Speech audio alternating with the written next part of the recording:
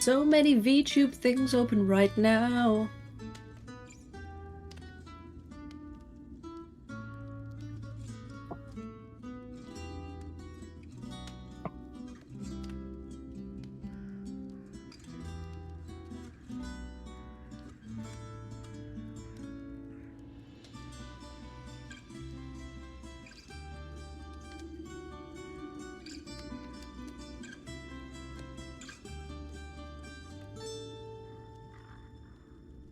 The fuck did I do to you?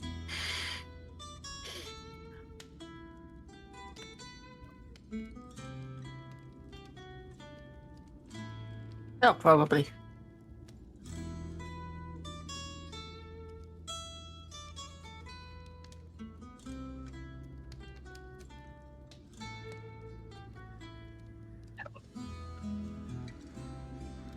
Oh, we can hear you. Because OBS has reset my microphone connections. Hi, everybody. Of course it has. Sorry. Hi. Setsu. Yeah, apparently Twitch, OBS reset my microphone connection. I'm sorry, everyone. Yes. Standing at 8 feet and probably dying. Prod as Elfie. Elfie as Prod, rather. Prod as Elfie. Yes.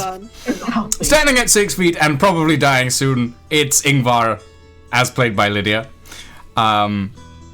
Standing at 7 feet tall and probably going to survive this, actually, it's Hickory, as played by Kelu. I mean, my character did technically die because his character sheet got corrupted, so... Everybody's dying today! I'll hear you twice.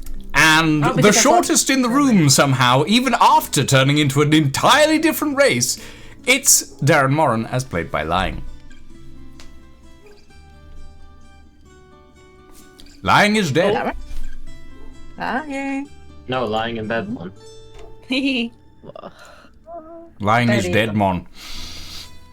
Anyway, are we ready? Team? My players, my punctual players, are we ready? There's no recap today. We're just getting into the combat. Oh, hell. And speaking of,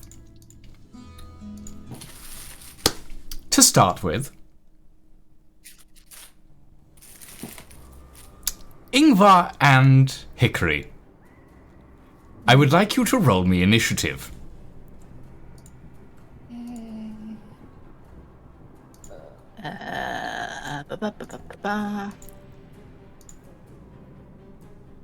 It's a big ass dice. Oh, for the love of that, I have 11. I've also snapped me freaking anklet. I didn't do much better, so... Okay. And as an additional, could everybody else roll me initiative, please, as well? Am I out of this fight? Because I'm dead. No, you, we'll take a brief point. What is occurring right now? Hickory, you've just watched Ingvar fall out of the cherry tree. Yeah. And at the sound of crashing and crunching branches, you watch a couple of them snap off. You see from the undergrowth of all the plants that are in this large greenhouse, fungus-like figures start to claw their way out of the dirt. And at around about this time, Darren, you have just managed to pick up the token that is seated in the middle of that vortex. And at this time as well, Librarian, you are suffering from exhaustion. You are dizzy. You are you're not feeling great. The effects of the infernal reaches, the 9 hells, are profuse on your physiology. But you do gain consciousness slung over Prod's shoulder. As you see Darren concentrating and sweating profusely as... What? I didn't know I could do that. The tail's not die for anybody else. Yeah, A little bit. sorry, Tailspire has failed to correctly assign a player an important internal ID. Rather than risk screwing up the board, we are leaving. Feel free to rejoin after closing this message. And I've got the case between boards, and it's not doing anything. I think my Tailspire has crashed. Same. Yeah, you just have to wait for me to reload the board. Oh. Admittedly, I wasn't expecting that to happen today. Today is apparently the day of issues. That's how much you want. Issues. Issues, yes. Alright, let's try that again. And I might need I'm not you... wearing shoes. Are you wearing shoes? No. Okay. I am gonna need you guys to re-roll your initiative, because that will have just wiped it all. Sorry. Hey, you might get better initiative this time. Maybe it'll be better. It was maybe worse. I got a 19 that time, so it was better. Hey. I went from a 5 to a 6. I got 18. Okay, and I will... So where is everyone? Because I'm next to a random demon. Let's see, That might where... just be Prod. Yeah, that's Prod. It was much better, huh? Ah, okay. That's 22. That's crazy. 22. Alright, I will save this encounter with the initiative rolls in. Okay. Yeah, so, as I was saying, Prod, I'm going to move you back to where you're actually supposed to be in this time. I am sorry, I'm putting you even further away from the current combat. So I'm probably not gonna die, guys. That's a good start. So, Arcus, you awaken to your head is resting on Prod's shoulder as this sort of dizziness and nausea clears. You awaken to see Prod is essentially siphoning part of their life force into Darren's magic to sustain a spell. That is currently, it's a mage hand that is being used to pick up a small bluish gold round token in the middle of this swirling vortex of magical energy. As you pick this up, Darren, you hear over the communication.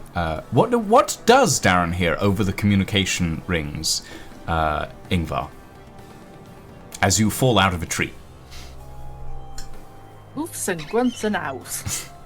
Yeah, you hear sounds of increasing pain as Ingvar hits several branches on the way down and lands on their back in the garden. So most of the same things I'm hearing right now, anyways. Because what I will say is, because you're not fully in initiative yet, and because you weren't here last session, Arcus, you get one round of actions to do something before we enter initiative. Okay. I guess I see Darren trying to get the token. Is there a way I can try and help with the magic stuff? You may do so, and that may help in the long run. Oh yeah. Could I cast guidance? This is not a roll requirement. You can identify this very quickly. This is not a roll requirement. Darren started by expending spell slots to get the mage hand further and further into this vortex, and eventually switched to siphoning their own health to maintain the spell. You can see that directly. You were there for most of it, it's just the information wasn't passing through the dizzying and the nausea, but you know most of that information. If you wish, you can expend a spell slot or two, or provide part of your own health pool to this imbuement.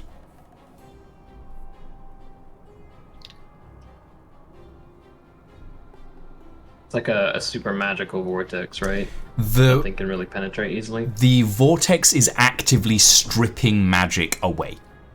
It's like stripping anything that enters the vortex gets stripped down to its molecular components and sent somewhere. Imagine a Star Trek transporter, but without the reassembly at the other end. Okay. I will give first level spell slot then. First level spell slot. Okay. As the librarian wakes up, and imbues you with this additional magic, Prod and Darren, you get to recover 3 points of your maximum HP from the 26 that it was reduced by last session. It's not much, but every little helps.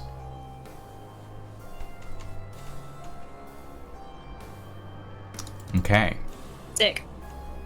And now, we enter initiative. Oh. At the top of the round, Darren. Okay, so I have some vague idea that stuff is going down with the other team. You just heard a bunch of like, ooh, ah, as Ingvar fell through a tree, basically.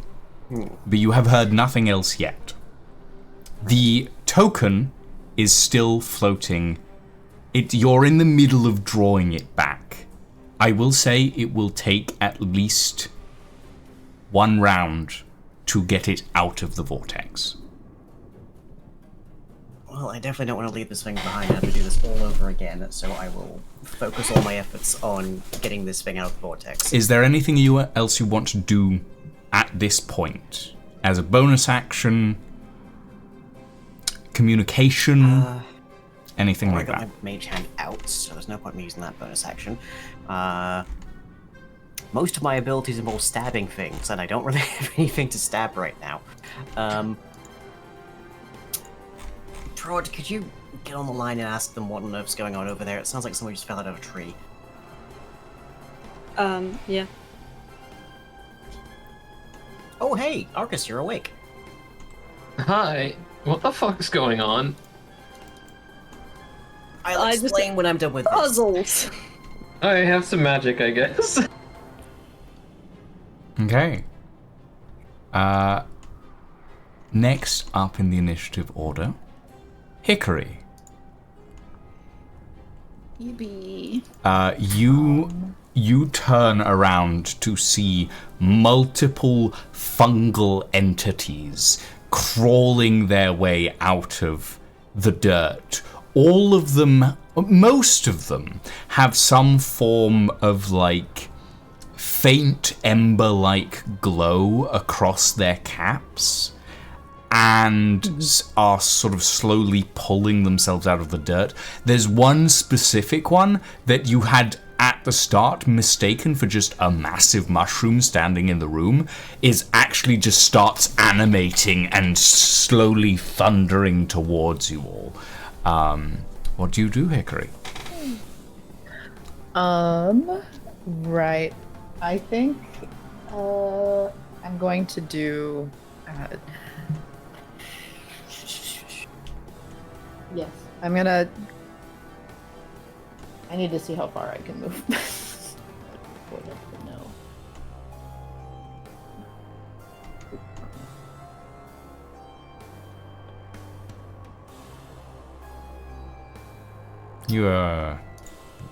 You alright there? I'm trying my best here. I'm trying. I forget. Okay, here we go. Right. Okay. Yeah. Yes. So I'm going to do as a bonus action Shillelagh. Mm-hmm. And then move this way here. Okay. Towards these guys. And expend charges on my scythe to do hang on. Exactly. Right thing here. Wide slash. Okay. And that's one charge and extends to catch all creatures in front of you within 10 feet. Within 10 feet. Okay. So this would be 10 feet. Does it have... Is it 180 degrees? Does it have an angle on it? Or...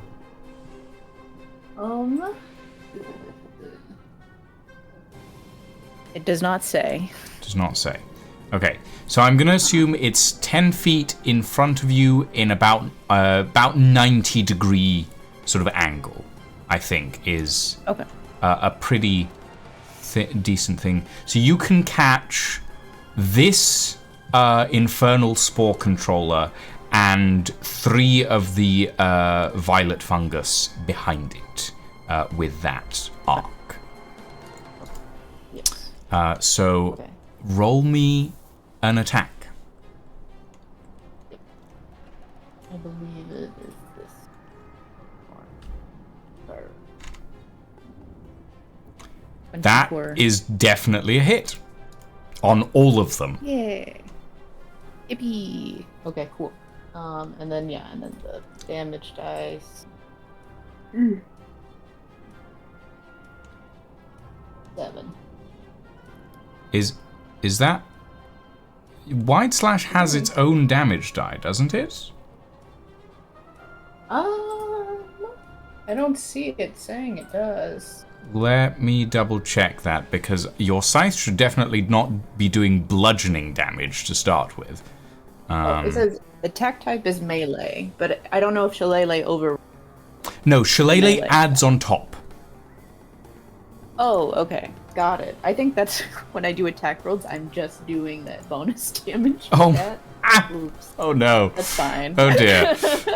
Maybe your scythe just fine. really needs sharpening or something. Maybe that's why it's bludgeoning. Maybe. Okay, well then that's Oh, additional 7. The Irish Do I roll? I think I shillelagh is a wooden stick, right? That's what a shillelagh Yes. is. It's like Yes. so Yes.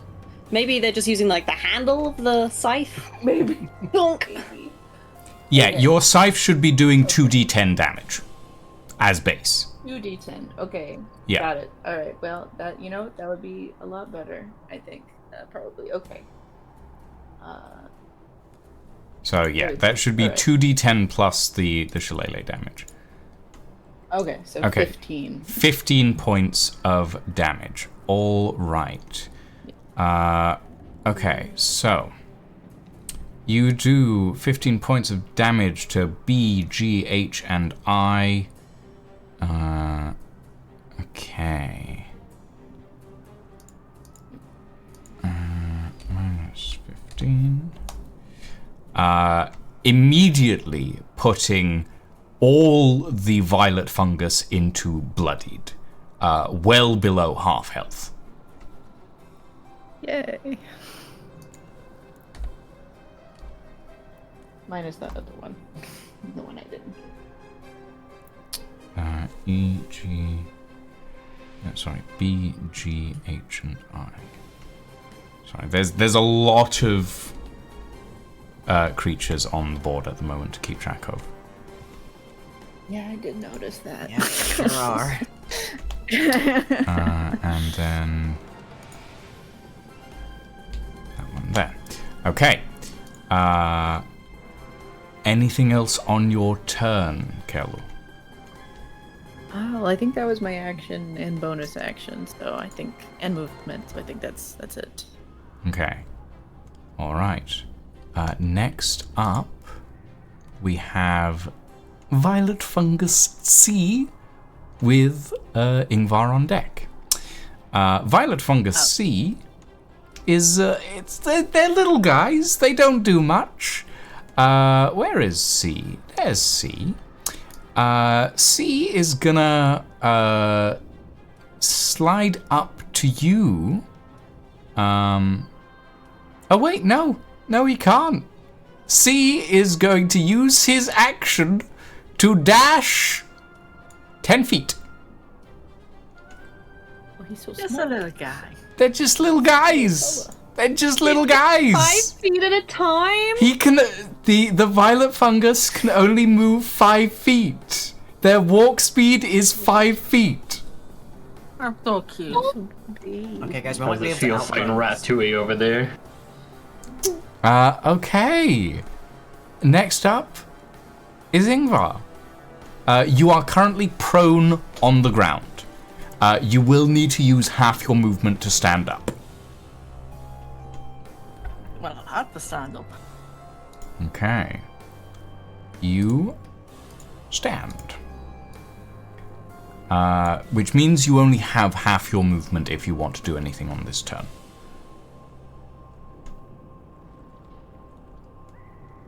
My question becomes, this is a new battle, technically. Yes. Do I need to roll for Drake's Breath? Because Have you stowed Chasma between battles?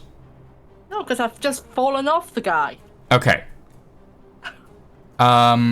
What I will say is, given there's been enough time between the battles, the Drake's Breath will have regenerated naturally. Simply by chance of probability, you would have rolled a 5 or a 6 by this point, you know.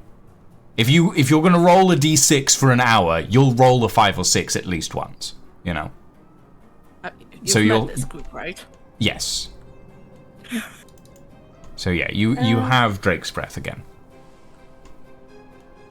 Yeah, because I'm thinking I've got 15. So if I move to about there, roughly. Oops. About there. Mm-hmm. And because it says here Ingvar or Kazma can use it. Right? Yep.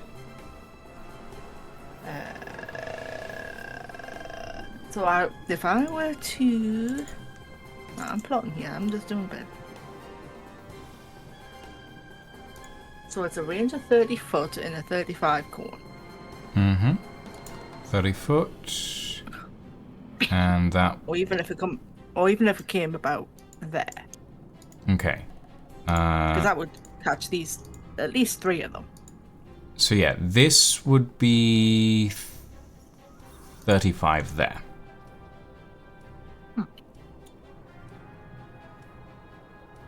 Now I assume because they're mushroom shaped, they're going to be weak to fire.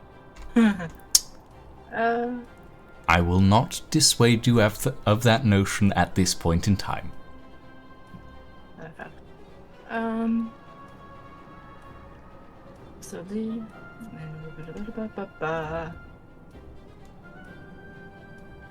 so they've got to make the dex saving throw against this, Yes. which is 16. So do I roll the hit or do they just roll the save? They roll to save. Okay. So they will roll dexterity saving throws for A, B, and D. Okay. So. Oh, no, that's... let's see. Saving... It's just... Okay, so let's see. That is a natural 2, so that's a fail. Let's see. I'm gonna... Now that at least one of them has failed, I'm gonna have you roll damage, Ingvar, while I calculate the rest of these. Do we even really need to fight these guys? Can we not just, like, kick Come on. them off screen? 8d6s. 1, 2, 3, 4, 5, 6, 7, 8. 8? Oh, God, there goes half the dice. 27. 27. Okay, so one of them has rolled a natural 20 on their saving throw with a -5, but it's still a natural 20, so that's gonna be a success. Yeah.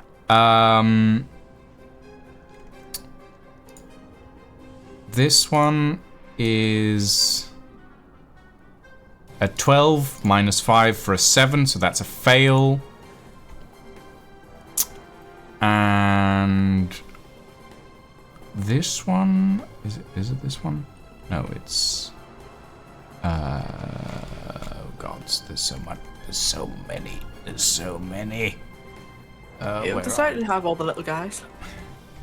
Yeah, no, that's on me. I will freely admit that.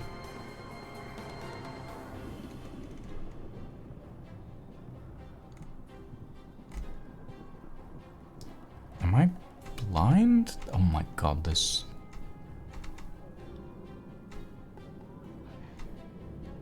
Nope, apparently there's just one missing. That's fine. I'll just roll a standard d20. Okay. That's a failure. So one of these guys succeeds. Violet Fungus A, with a natural 20, succeeds on its saving throw. So 27, you said 27 damage, right? 27, so that guy will be 13. 13. So that half. guy takes 13 points of damage. Violet Fungus's B and D immediately off the board. Instantaneously incinerated. Nice.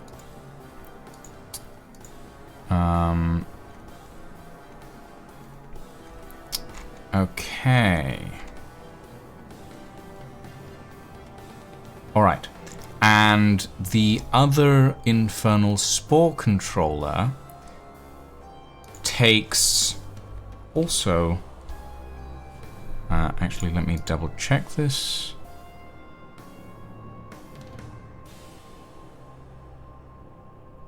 Okay, that should be fire, and I'm not sure why it isn't. Definitely shouldn't be thunder. Okay, there we go. Alright. Anything else on your turn, Ingvar? Do have a second attack. Mm-hmm. Feel free. Well, first I'm going to try and re-roll for the breath. So let me just... Yeetus. Hey, I got a 6 eventually. Hey, congrats. You should be... So- I will count that for your next turn, because you're meant to do it at the top of your turn, Oh. not during. But that's fine. It's fine. Store it away for next turn. So Okay. no extra tricks, but in that case, what have I got then? I've got no explosive, flames freezing. I'm not throwing a loaf of bread at them. Oh god, apart from the obsidian arrows, I am very much out of arrows. Hmm. I haven't had a chance to restock on the arrows. I guess I'll go for the... I'm not wasting the arrows on the little guys. So I guess I'll go for the flowery... The flower with teeth next to the mushroom. Okay. that's a better Infernal description. Corpse Bloom. So we need to roll, because it's going to be arrow time, so I need to roll me a d20. Yeet. And that is a 18. 18 will hit. Nice. And we're going to shoot one of the arrows at it.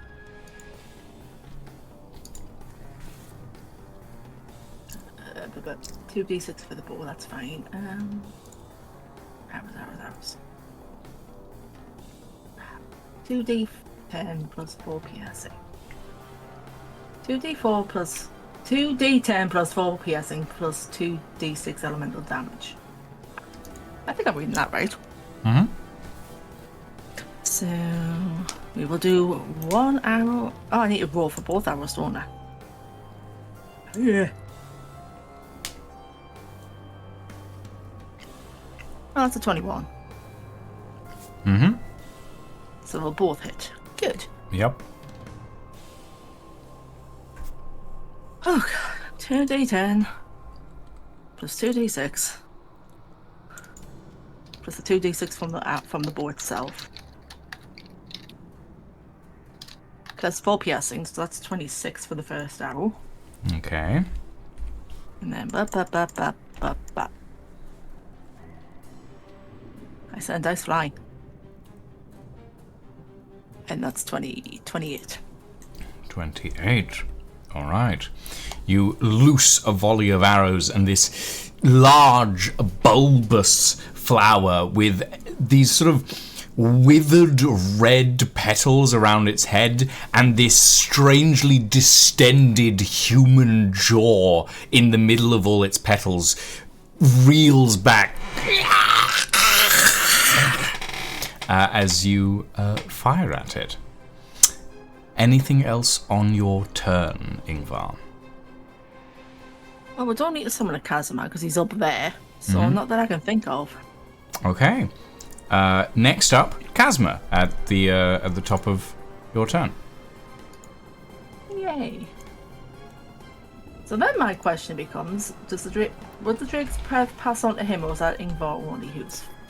You can use it once per round.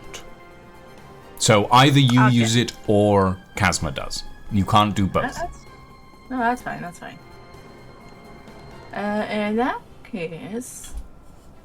I forget what movement. He's flying at the minute, so that would be 60. Although it depends how far it is from him.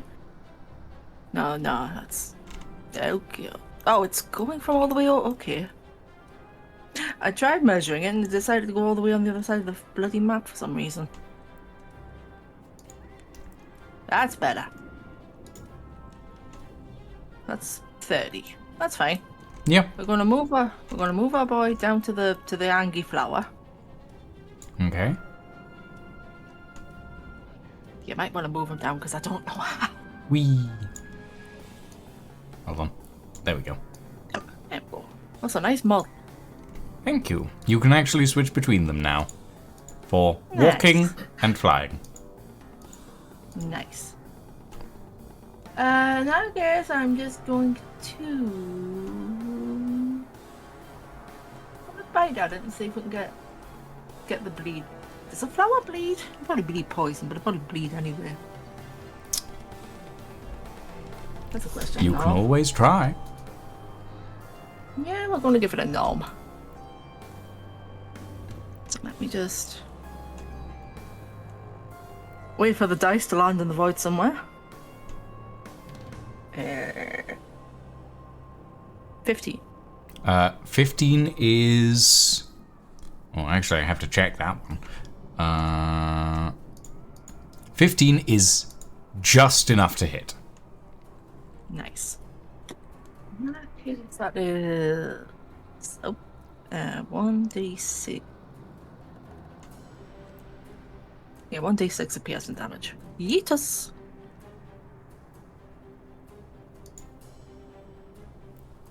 Well, there's Ingvar for some reason, but that's a 2. Okay, 2 points of piercing damage. Anything else on Kazma's turn? Not that I know of. That guy's got to roll a con saving throw, apparently. Arcus, you are up as you hear... do you want to say anything? Do either you or Hickory want to say anything during your turns at this point, I will say? Because the others are in an entirely different room and don't know you're being attacked yet. There's a lot of angry flowers over here. And Okay. mushrooms. Sorry, I can't come along. I'm baby. Arcus, it is your turn. You are currently strapped to Prod's back. I am in fact baby. Moose! Could you I dimension guess door? how far away is it?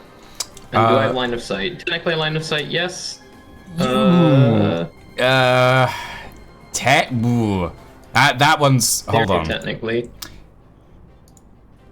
Line of. And yes, it is within dimension door range. It's within dimension line of door sight is range, kind of but it pushing is. it. Line of sight is pushing it. If you get to the top of. I'm going to say if you get halfway up those stairs, you'll be in line of sight. Okay, that's. You want to hold your action until I run us up there? One moment. That's 30 feet. Yeah. You could do that. I will say, Prod is currently at half speed because they're carrying you. Can I just get on? Yeah, you can get out. I'll let As a you. free action? I will say, as a bonus action, you can disengage yourself from Prod. Okay. I do that. Then. Disentangling yourself from Prod's papoose. Yeah, Dimension Door has a 500-foot range, so I can Dimension Door at least 2 of us. Fab. Okay. I'll sprint after you, and we can dimension door together. If So hold you that want to action. move up to halfway up the steps and hold your action until Prod gets here? Can we not move it? Oh yeah, of course, because they have to move as well. Yeah. Yeah. I'll hold right. my action until Brog gets there, and I'll cast it. Okay. Next up is the Infernal Spore Controller, who is going to... Let's see. That one? Hickory, it is going... Yeah, I mean, it's going to attempt this, but it's gonna fail because you are immune to this effect. Is it poison? Because they have little poison things on their mouth. It is not technically poison, but it is a form of infection that you are not susceptible to. So you automatically succeed on this saving throw. Yay. And yeah, that's its bonus action, and as its action, it is going to use Thought Lance on you.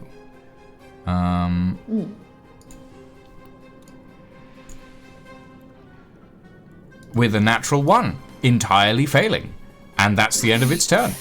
Yay! Yippee!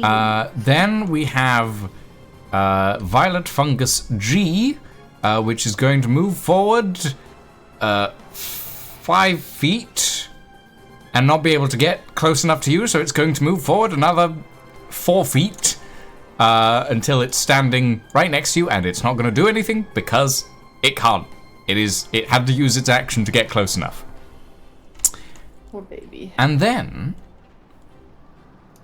it is the Spore of Infernus's turn, which is going to step forward 30 feet to you, Ingvar.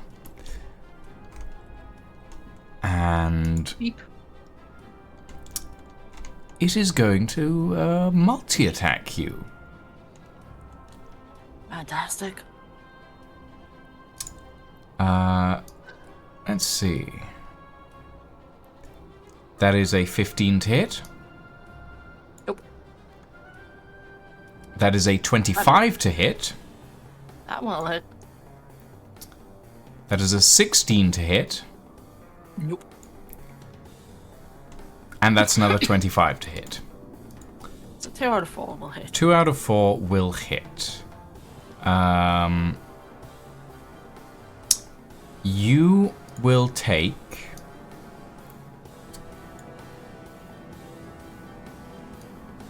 7 plus 12, so fuck. 19 points of piercing damage, followed by 5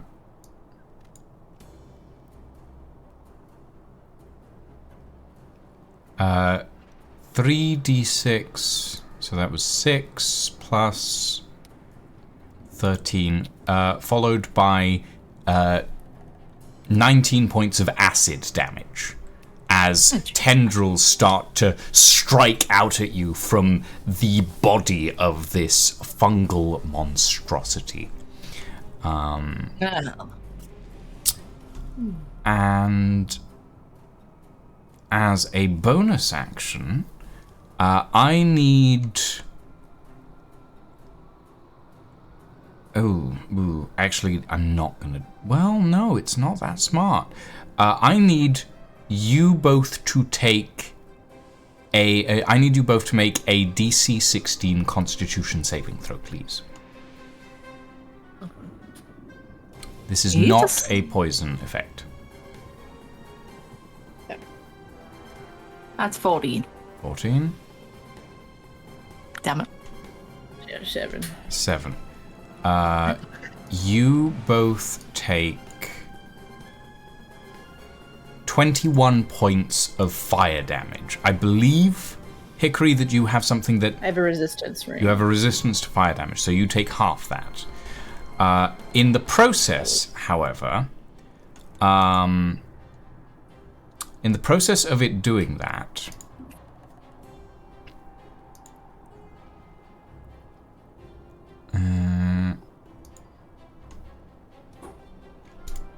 this violet fungus here and this violet fungus here are immediately incinerated. So that one is gone, and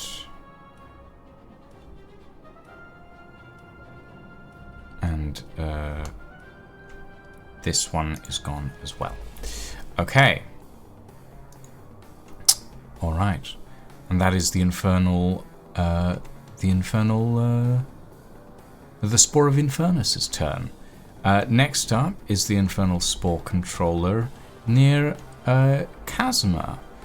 I need you, Ingvar, to make a Constitution saving throw for Kazuma, please. Okay. Flip.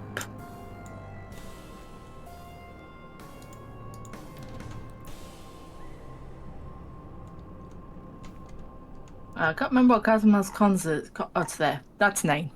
That is a failure. Kazuma takes 1 stack of corruption.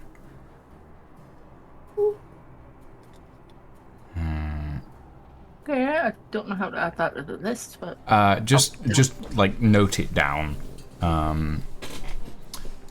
In fact, I can give Kazuma a corrupted status effect. Actually, there we go. Okay. Next up is the infernal corpse bloom next to Kazuma. It is going...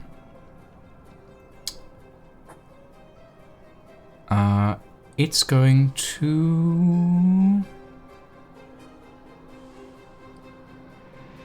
Yeah, it's just going to multi-attack on Kazuma.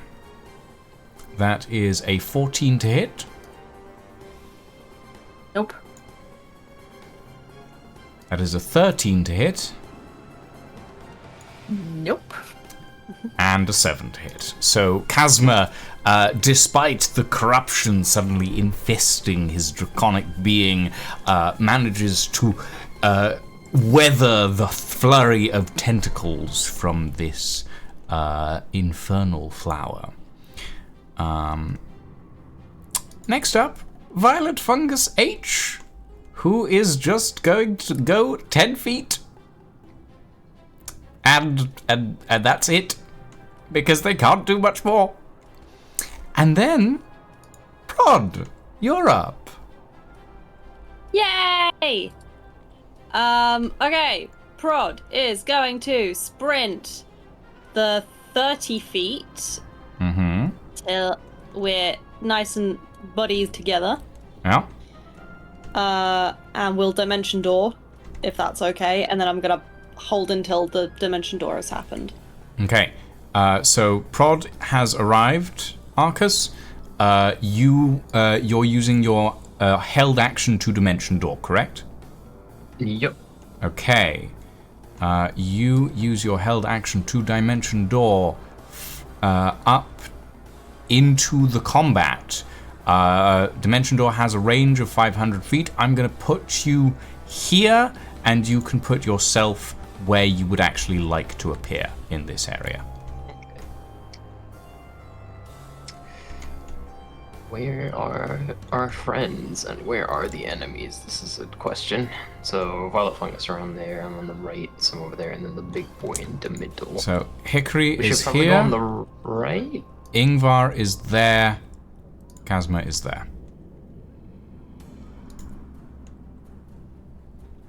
Yeah, I think the right? Because then we get advantage for both of them, but we're far enough away that they'd have to, like, at least use some of their movement and disengage from our friends to get us.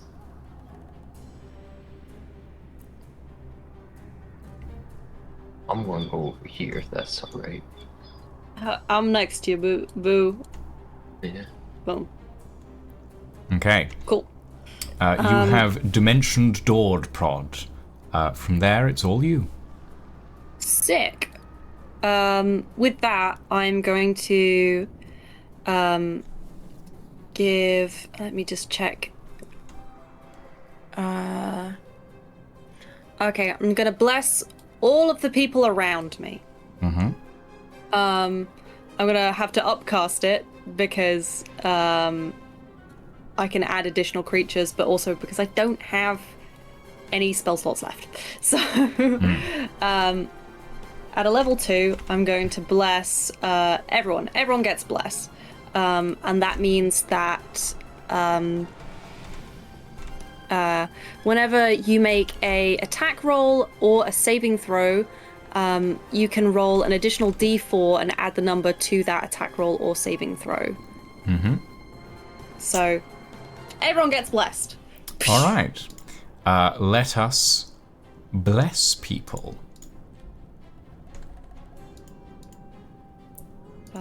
Oh, you could do that now? I can do that now. Blood. Yeah. Fancy. Yeah, I can do 4 people. So I'll do 4 people. Hang on, let me actually check. Can I do 5? No, 4. Kazuma doesn't get blessed, I'm sorry. Yeah, it's okay. Okay. You are blessed. Everyone's blessed, and then for my bonus action, because I don't really have anything else to do, let me just double check. Is blessed concentration? Yes, it is. Never mind. No.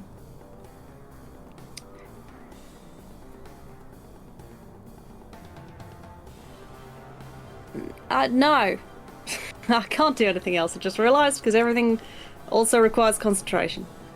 Okay. Maybe. How much movement do you have total? Quickly. Just making sure. I have 30. Okay, you have 30. And I used it getting to the space. Wait, one more second. I'm sorry, I just realised I had something. Death Ward. Who's looking hurt? Is anyone hurt? I'm good. I'm good. I think everyone's pretty good. Can I cast Death Ward on myself? Yes? Yeah. Shit, no, that's an action. Never mind. I will. Never mind. Okay. I will simply just be the sexy man that I am. Okay. Next up is the other Infernal Corpse Bloom, which is going to move towards you, Hickory, and is going to... It's just gonna attempt to attack you. Does a 17 hit? Yes. Okay. Does a 15 hit? Yes. Yes. Does a 13 hit? Meets it, beats it. No, your Ouchie. AC is so fucking low. What the fuck? I'm made of hay and straw. Well, the good news is that a lot of the damage that you could have taken, you are... are you immune to poison damage or the poisoned condition? Let me double check. And in the meantime, I will roll. Poisoned condition. Poison condition. Okay, so I need you to make a DC 14 Constitution saving throw. So that's 18. 11. 25. Okay, so you take 25 points of bludgeoning damage, and then a further 16 plus 18 plus 11. So 29 plus 16. 45.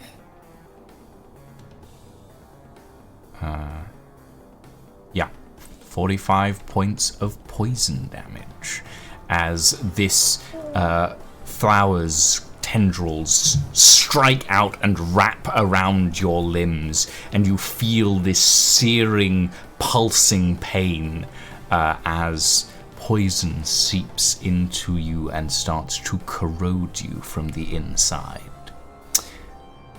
Okay. Next up, Violet Fungus A.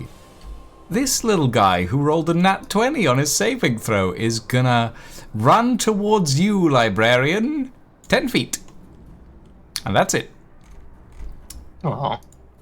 Then Violet Fungus F is going to attempt to circumvent this Infernal Corpse Bloom, and Violet Fungus I is going to do its damnedest to reach basically nothing. Darren, you're up with Hickory on deck. You, Nice. at the top of your turn, you feel this sigil, this token, land in your palm.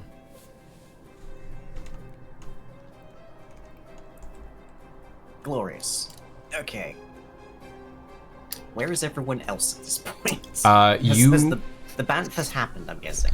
You saw Prod and Arcus out the corner of your eye walk up the steps and then disappear. They walked halfway up the steps and then they just vanished into a sort of glowing golden doorway. Okay. That's probably important. I will turn towards the door and I will flap my way out of here. Okay. How far are you going to go? I don't have anything else to do with my turn, I guess, so I will fly as far as I can towards the other team. How far is that? I do not have your character sheet. You don't? No. Fly speed Things of would be 60 a lot. feet. Fly speed of 60 feet, and you're dashing? Or can you not? Because I can't dash because I have to use a bonus action. You have to use a engage bonus action words. to engage it, yes. You did get the But you can token, use right? an action to dash as well. Okay, then I will use my action to dash then. So that'll be 120 feet. I'll say I'm above the fire. Just above the fire, yeah, just there. And do you want to prepare... Well, no, you can't because you use your bonus action. Okay. Hickory, you're up. You are quite substantially surrounded, but you are blessed. That is true. I was looking at some stuff.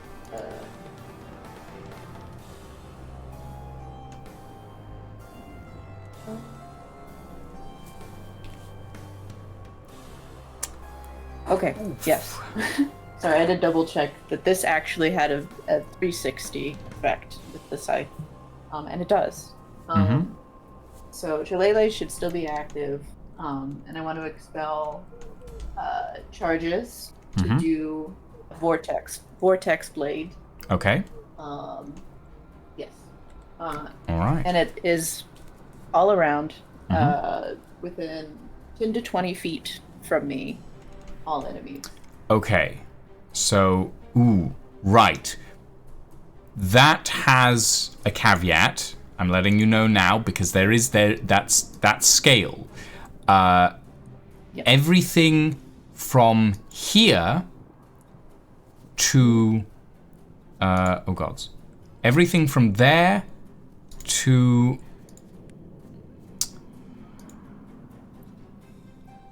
here is what gets hit.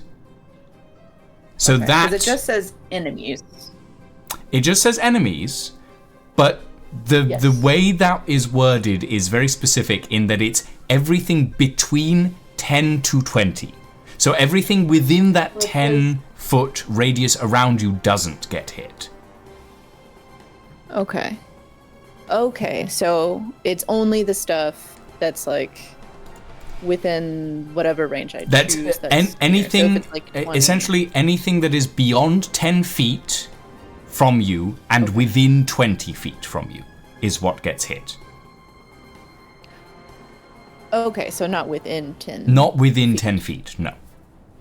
Okay, got it. So okay. it's basically if you want to hit things that are much further away from you than your actual range is. Got it. Okay. Well, in that case, then that doesn't that doesn't. I'm just letting you know rules is written. You know. No. That's. I appreciate it because that I didn't realize that. So. No, that's fine. Yes. Okay. In that case, yes, I will do a regular attack with regular the other attack with wide slash. But I also want to do a reactionary spell of absorb elements so that I can take resistance damage. Okay. Well, reaction you can do off your turn, so you won't do it on your turn. Oh, okay. Remember, reactions are against something happening to you. I thought I had to say it during my turn. No, Okay, reactions are you say it during other things' turns. It's it's fine. Okay. Alright, I'm learning. I'm yes, good at this game. It's all a learning experience. It's all a learning experience. Yeah. Okay, so you want to do wide slash? Roll me an attack. Yes. Okay.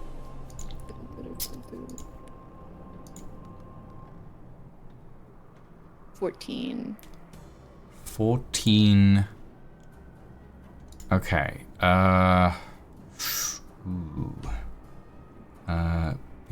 B, and H and F. Okay. So that will hit 2 of them. It will not, however, hit either the Infernal Spore Controller or the Infernal Corpse Bloom. So you'll get the little guys, but you won't get the big guys. Okay. So roll me damage. Yes, so it's that, and then I'll do the bonus after. 11 plus 8, so 19. 19. So both H and F are spattered mushroom flesh across the floor.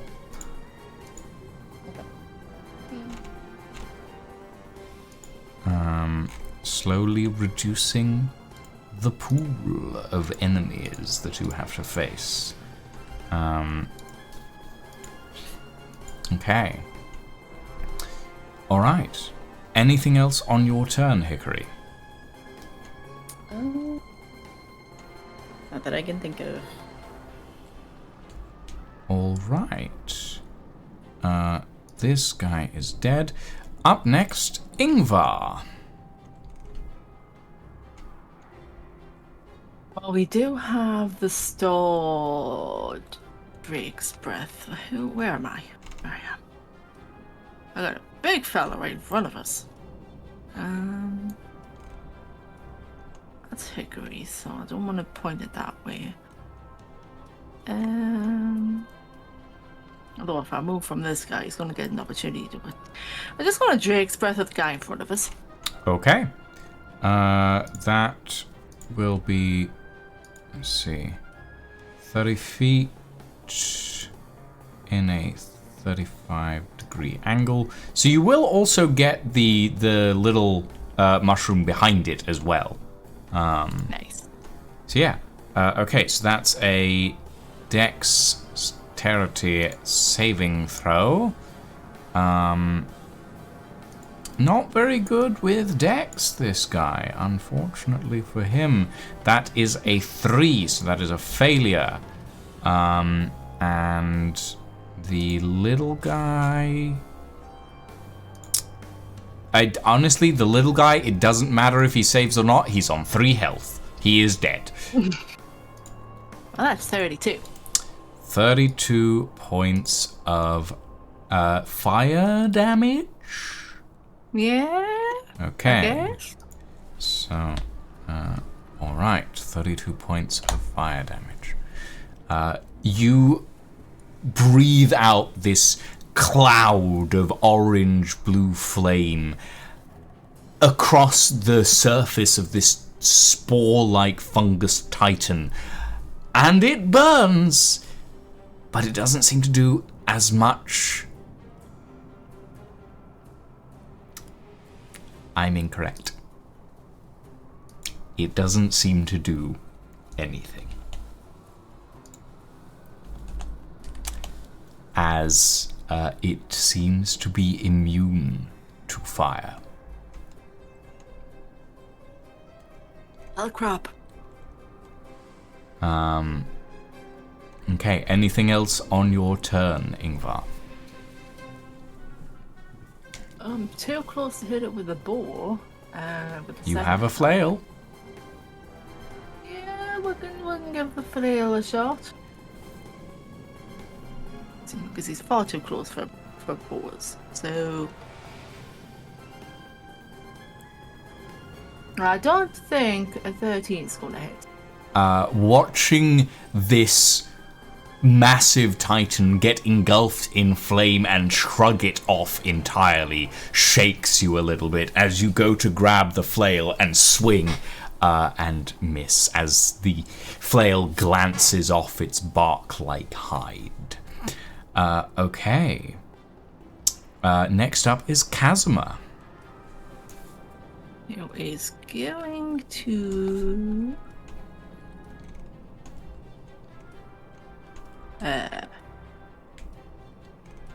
probably crunch at the little guy, the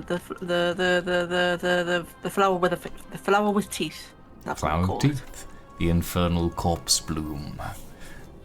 Okay, The flower roll with me an attack. I'm gonna have to go find those dice at some point.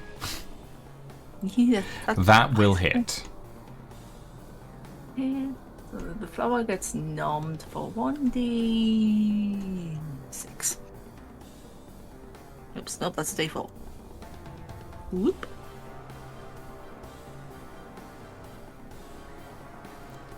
Two. Okay, 2 points of damage. Are you attempting to bleed? Yeah. Okay, that requires a Constitution saving throw, I believe. Yep. Okay. Constitution saving throw. That is a 13.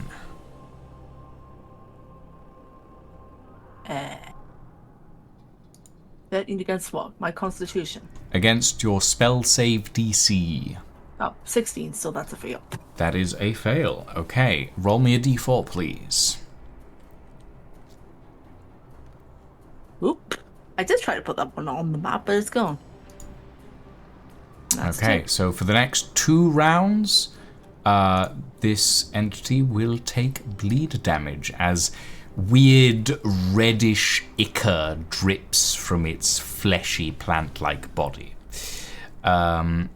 Okay. Next up, Arcus, you're up. You have been blessed. Yay. Hey, Darren, remind me, you have uncanny dodge, right?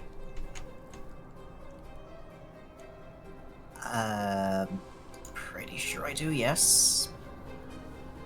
Great. So you would not mind a careful fireball heading your way. That's not what Uncanny Dodge does. What's the one that allows you to basically succeed on a dex save throw or something? That would be Evasion. You have evasion. That's what I was remembering. Yes. You Cool. have that, right? Can I ask Yes. a quick question as the DM here? Darren is in the main in the crossroads hallway. Why are you asking Darren? Here. Reasons? Okay, go for it. Yes, I have No, Evasion. I was just checking for the future if we move around Okay. a little bit. I'm gonna do something different this round. Yeah, for the future, in case we encounter a 20-foot by 20-foot room with a single goblin guarding a chest. Thankfully. Uh-huh. No, because if we move around a bit, it becomes viable. Anyway. I'm gonna Eldritch Blast. Okay, what are we aiming for? The violet mushroom in front of me and the You're aiming for the violet mushroom in one front of of them. you. I do 3 of them. There's one. There's one violet fungus left. It's the only No, one I left. I do 3 Eldritch Blasts. I'm finishing off with 1 hopefully, and then aiming the other 2 elsewhere. I think that's a sensible move. Fair enough. Okay. Are we the monsters? I don't other know. two- Are you? You've just slaughtered a bunch of tiny little fungus guys. Everyone I knows ain't that done adventures shit, are brother. apex predators. I know exactly what a violet fungus is. You conniving little DM. I know what those fuckers do. Carry on. Yes. Anyway. 1 on the violet fungus. The other one, I think I'll aim over to the 2 that Ingvar is facing. Okay. Yeah, so 2 of them go, 1 for each of those and 1 for the violet fungus. Yeah. So I'll roll those. Yeah, roll them.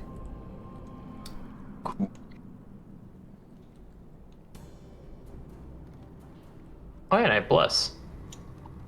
Yes, you do. That is a 21. So that's the violet fungus one. That is a hit. I'm not even gonna need you to roll me damage on that. It's dead. Oh, okay. It had 5 health. The second closest one is 32. Okay, that'll hit. And the last one is 25. That'll hit. Cool. So I'll just roll the last 2 bits then. So that's a d10 for each, basically, plus my charisma modifier. Mm-hmm. This one is an 8 plus 6, which is 14. 14 points of damage to the Spore of Infernus. And that is a 14 for the other one, too. Okay. And 14 points of damage for the Infernal Spore Controller A. Yeah. Okay. I would also like to move a little bit back, I think. Yeah, I'll just use my full movement. I really don't need to be this close. Alright. Okay. Anything else on your turn, Arcus? No, I'm good. Alright. Next up, the Infernal Spore Controller. B. Who is going to, realizing that it will essentially have no effect on you, Hickory, it is going to attempt to get to prod instead. Do I get an attack of opportunity? You do get an 'Cause attack he of won't opportunity, wait for yes. me. You do. If he does, so I forgot bless last time I attacked. Do I get one for attack of opportunity? Is that different? Yeah. Bless applies to all attacks. Elfie, remind me, what does Bless apply to, please? I know that it applies to. Fuck. Shit. Attack rolls or saving throws. So any attack rolls, yes. So Bless will apply to an attack of opportunity. You can also, in your character sheet, there should be a little button that says conditions, and you should be able to add Bless to that, and it'll add stuff to it automatically. Yep. Oh, That's 8, but yeah. Less. Got it. Okay. Add. There we go. Now I don't have to do it for me. Okay. Yeah, that'll hit. Definitely. Okay. Is it still just the regular attack roll? It's the regular attack roll 2d6 plus your plus- bonus. Yeah. Okay, got it. That plus whatever this is being. 5 points. Plus 4. So that's 9 points of damage. As the Infernal Spore Controller slowly sort of undulates its way past you towards Prod. Prod. As the Infernal Spore Controller approaches you, I need you to make me a Constitution saving throw, please. And I'm blessed. You are blessed.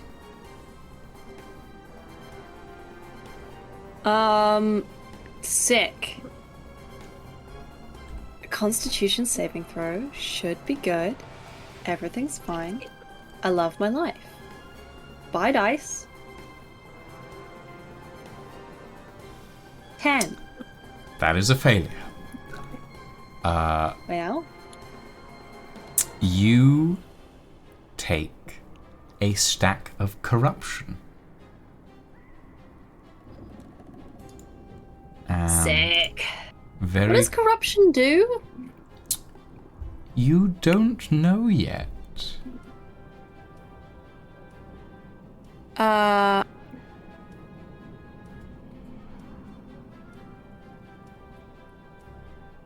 Wait, hang on. Was it... 1 second. Did this creature make an attack roll against me? Yes. Wait, Okay. no, it did not. This was purely a saving throw from you. Shit. But actually, I can tell you what corruption does.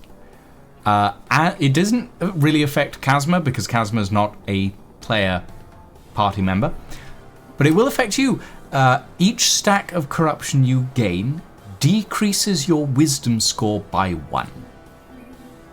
Oh, baby, I never had it anyway. That's It's not permanent. Once corruption is cleared, your wisdom score goes back to normal, but every stack of corruption you get decreases it by 1. Okay, that's so fine, actually. That's so fine. I don't cast with wisdom.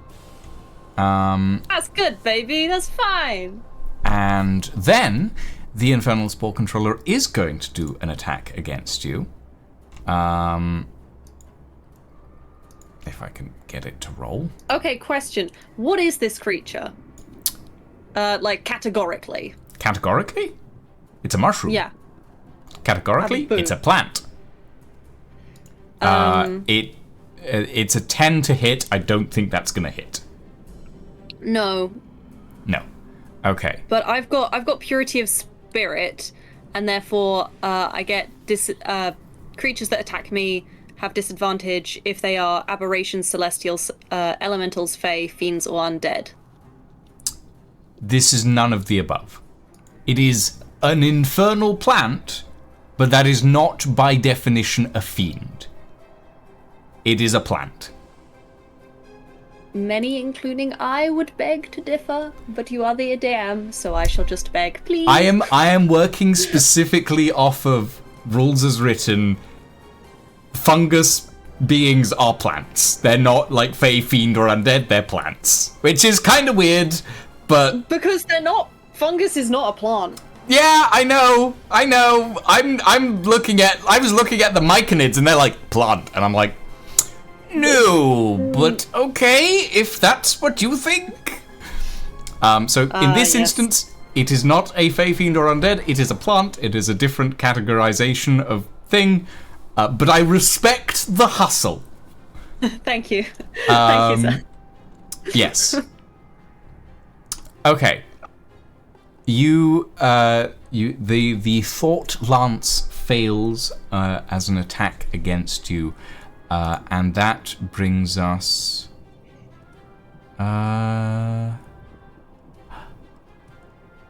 Of course, yeah. I mean, the other thing is, I need you to make a DC 15 Wisdom saving throw. As this creature, you enter the area of this creature as it approaches you. So I need you to do that, please. Yeah, of course, dude. I'm saving throw. I'm blessed, baby. DC 15 Wisdom saving throw. And I'm gonna -1 from whatever this is. -1 from whatever this is. Yeah. Sick. So that's 23. That's 24, 23. You are fine. You so fine. sense spores starting to infest the air around you, but you manage to resist whatever effect they were due to have. Okay. Next up, the Spore of Infernus, as it towers over you, Ingvar. Okay. I need you to make me a strength saving throw, please, Ingvar.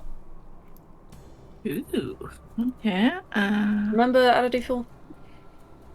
The balls. Boop. Boop. Just seeing dice going everywhere.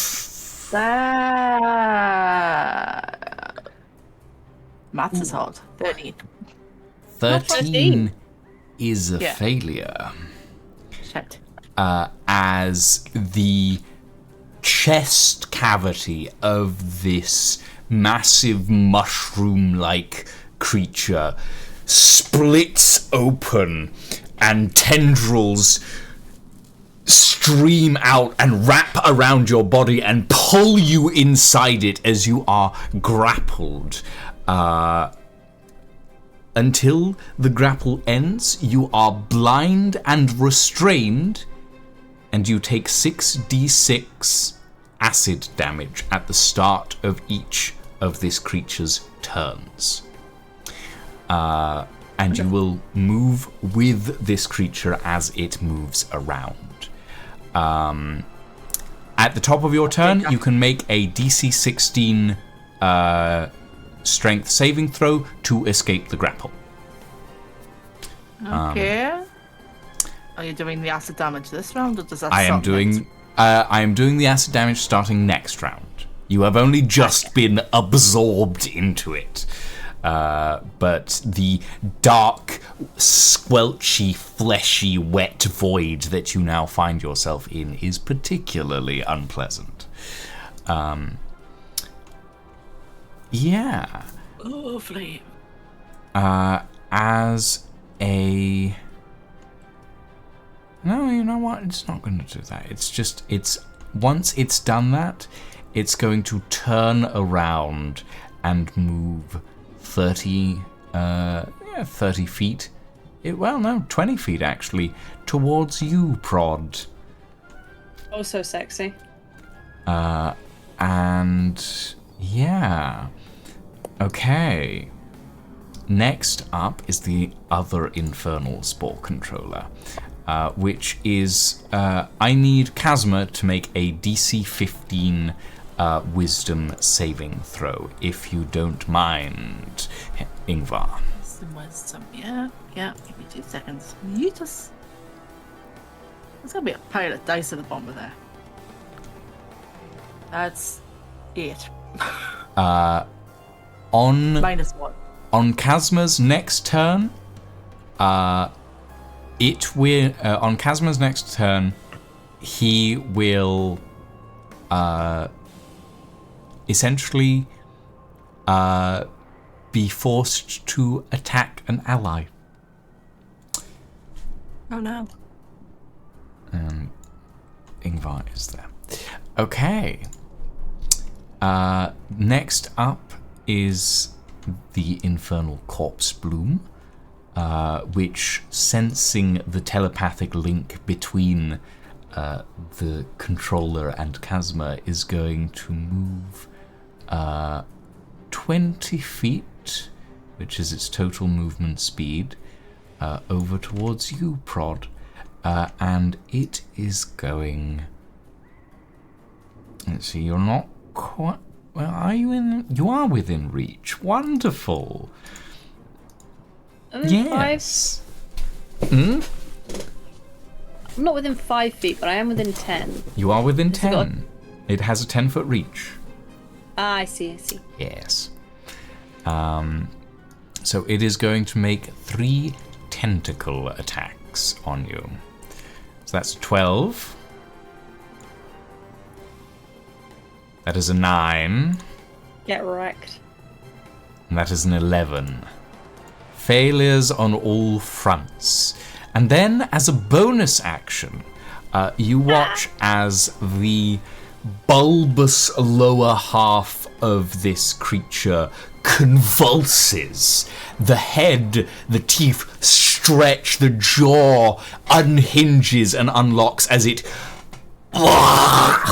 vomits something onto the floor, and picking itself off the ground, you see the half-eaten remains of some form of fiend or demon raising itself as a fiendish zombie is expelled from this creature's stomach. Gross. Yeah. Don't we just love these creatures? Let's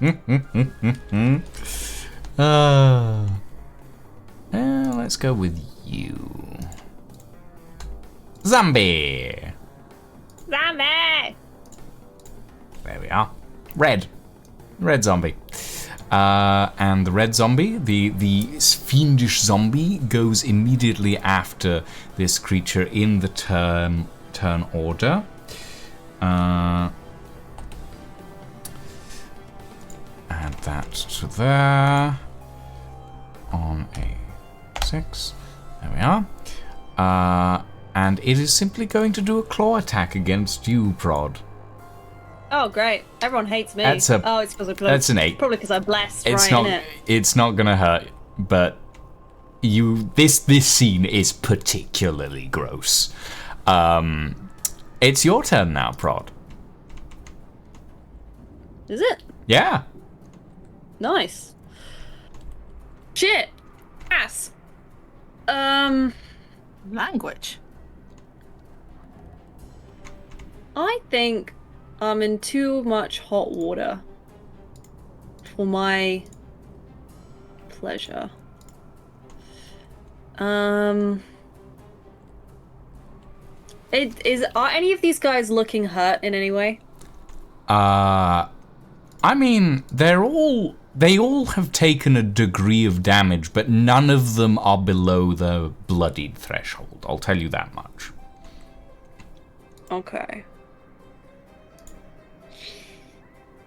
I'm just trying to think if I want to attack the big fella or the littler fellas. Does anyone have any opinions on who I should attack? What are you doing? I'm just bouncing. Bouncing. I'm doing my virtual ADHD stimming. Alright. Probably the big guy because he's lost the least health. Okay. Big guy it is. Fewer enemies is better than weaker enemies. especially when they True. clog up the turn order.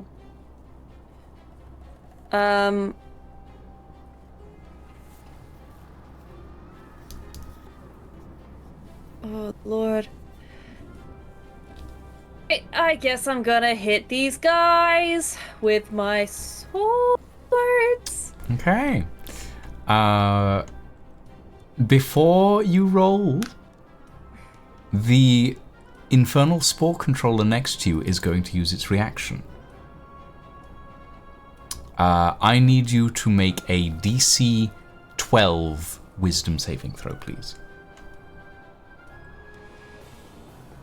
Come on, baby. Yes. God damn! Alright. That's -1, I'm right? only wise when the moment requires it. Yeah. You watch as this cloud of spores around the Infernal Spore controller intensify, but still do not seem to affect you. So the Infernal Spore controller is the massive guy, right? No, the Infernal Spore controller is this little guy right here.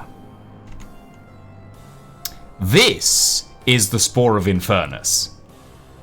Oh, of course. So Yes. the Infernal Spore controller and the Spore Infernus. Are two different things, and one of two them is different much things. bigger. Okay. I think I might actually try and kill the Infernal Spore controller instead. Because Okay. he's annoying. He seems to be the one who's got the annoying powers. Okay. So I'm gonna hit him with my swords real hard. Mm-hmm. Okay. That's once. 32 to hit, maybe? That'll hit. And then twice. 23 to hit. That'll hit. And 3 times. 22 to hit. That'll hit. And 4 times. So I got 4 attacks. That'll That's hit. 26. I Okay. think you've gone a bit overkill on this, but I respect it. You know. I'm angry. Okay, and then 1.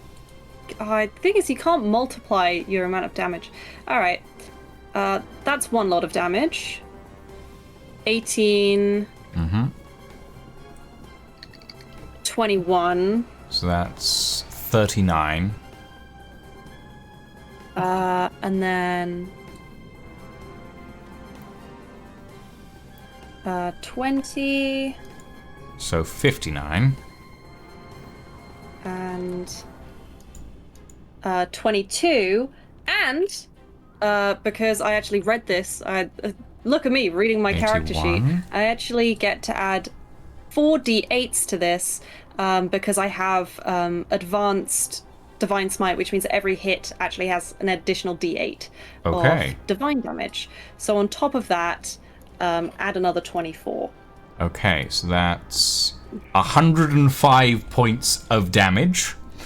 To that fella. Do you want he to know dead yet? how much you overshot by? Yeah. You did an additional 54 points of damage than necessary to kill this thing. Yeah. Yeah, Yeah, it's good. dead. It's very dead. It's like Good. you literally you slice and then you slice again, and by the time you're finished slicing, it looks like it's gone through a paper shredder.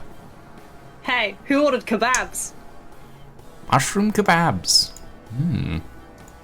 Is that what I mean? Is that the thing that you put on a stick?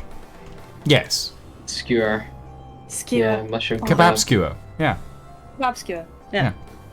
Close Yes. enough. Mushroom kebab. Yeah, it's dead. It's very Good. dead. Good. Yeah. Anything That's else my on your action. I'm turn? just gonna see if. I can't do anything for my bonus action because all of my bonus actions require concentration. But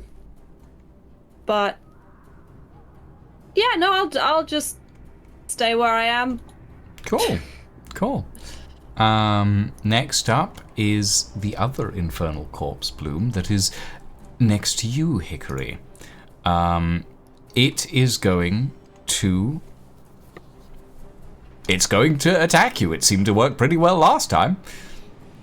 Yippee. Okay. That is a 13 to hit. I believe that hits. A 12, No which hit. I believe is a miss. And a 15. That's a hit. Okay. And I need you to make another DC 14 Constitution saving throw. Okay. Please. Nope. It's a 10. It's 10. Okay. So you take 15 points of bludgeoning damage as these tentacles slash out at you again. And do you want to use that reaction spell now? Yes, please. Okay, because you're about to take 11 plus 15. So you're about to take 26 points of poison damage as well. So I take 13 instead. If you're picking poison damage to be what you're resisting against, then yes. Yes, yeah. Okay. So yes, you take 13 points instead. And then... let's see. How's this thing's health looking? Fine. This thing's health is looking fine. Okay. And I need you to make me a DC 14 Constitution saving throw as well, please. Okay.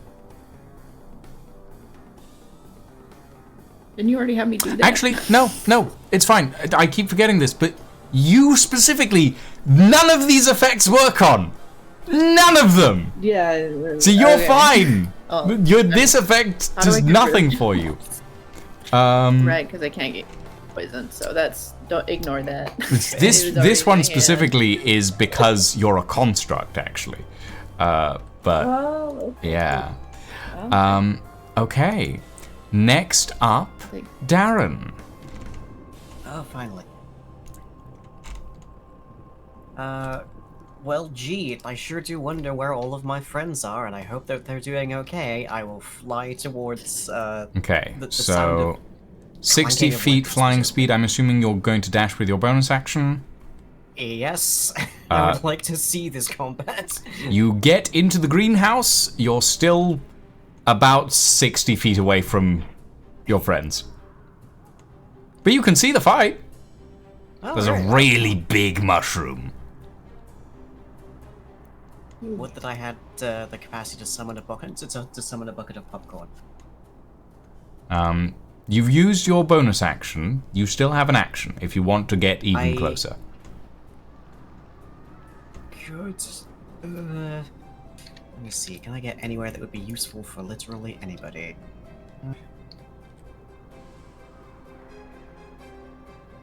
Barely. I can flank that. Okay. You get into flanking range. Okay. You arrive next to Prod. Prod, you see Darren swoop in beside you. Ah! It's Okay.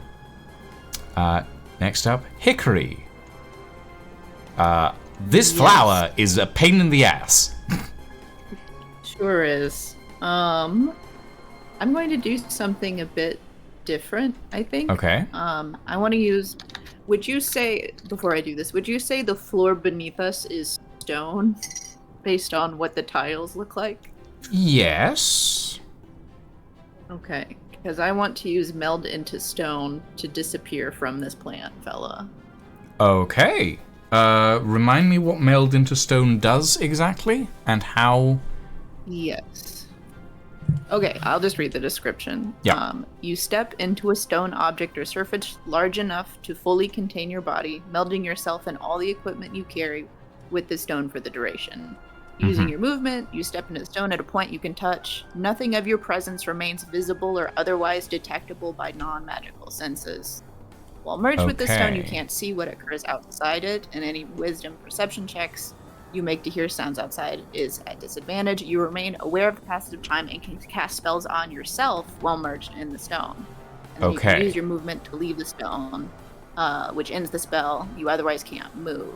Minor Right. physical damage to the stone doesn't harm you, but its partial destruction or change in its shape expels you and deals 6d6 bludgeoning damage. And the stone's complete Okay. destruction expels you and deals 50 bludgeoning. Okay. You're prone. Yeah, you can definitely do that. Okay, I'm gonna go ahead and do that. So I disappear into the stone, out of this guy's line of sight. Cool. Yeah, let's give you a stony effect. There we go. Okay, you disappear from his sight entirely. Next up, Ingvar, I need you to give me a DC 16 strength saving throw, please. Yeah. That bounced. And with a D4 because you are blessed, though I don't think that'll make much difference. Maybe. It's a 7 plus... The 6. Plus... Ooh. Just shy. Shit. Oh, well. Okay. Well, Not much I can do then. not much you can do on this turn. You are grappled and restrained inside this creature, but you still have... Well, let me double check what grappled and restrained do in your situation. So, you are grappled. Your speed becomes 0, so you basically can't move. Restrained...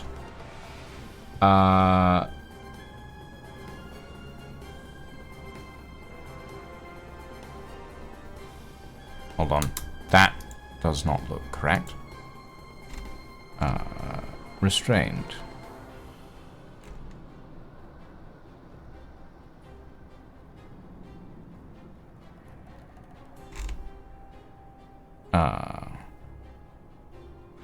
Okay.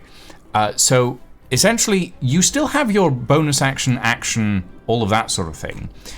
You just can't move, and any attacks you take are at disadvantage.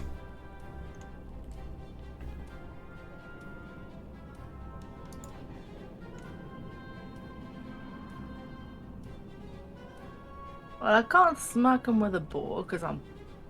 You do still have a flail. We can give the flail a shot. Either that or I'm gonna bite him. We'll give the flail a shot.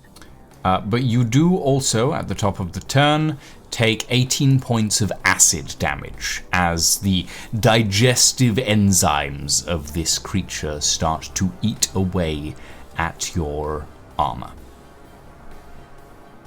Well, that's fantastic. Although I ain't looking too grand. Let me roll 2. So this is with disadvantage. Where the So that's a 17 plus whatever. I think that hits. So that is 7 plus the break for gourmet. I really like the level. So 1d10 plus 3. So that's 12. 12 points of slashing damage. Not bad. Every little counts. Second attack. Same as the first. Let me just. What? Those dice just went. That one's not going to Eight. hit. It's a 14, but I doubt it. Yeah. No, it's not going to hit. But you manage to grab the flail from inside and start to use the edge of one of its heads to gouge out at the inside of this creature's stomach. And you're struggling to get purchase, but you do manage to get a little bit of damage in there. Okay. Next up is Arcus. Okay. I was maybe trying to plan on fireballing, but I think that's not gonna happen. So I'm just gonna do what level would Ashley be? Sorry. I'm still not 5th level. how fireballing was on the table at any point. Because there were many people stood together, and I can do a careful spell to at least do half damage on my friends. So it might have been a more efficient way of cutting down lots of enemies at the same time, but meh. Anyway, I want to twin spell cast inflict wounds with a distance spell on the big guy. Okay. Very quickly, I am going to note Kazma does go for you, Ingvar, on this turn. Not Ingvar. Hickory. Sorry. Because he got mind controlled last turn. He cannot see me. I'm in He the cannot stone. see you. Of course, you're in stone. Okay. Ingvar is going to go for you, Darren. Ingvar is going to go for you, Darren. Kazma is going to go for you, Darren. As you watch this silver dragon with a crazed look in its eyes running towards you and is going to attempt to claw swipe at you.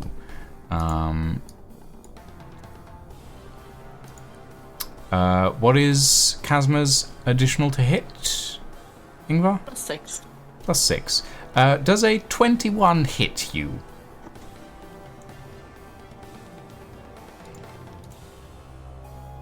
I'll take that as a yes. Okay, could you roll me damage, Ingvar? Claw is... Where's it? There you go. No, that's too many dice.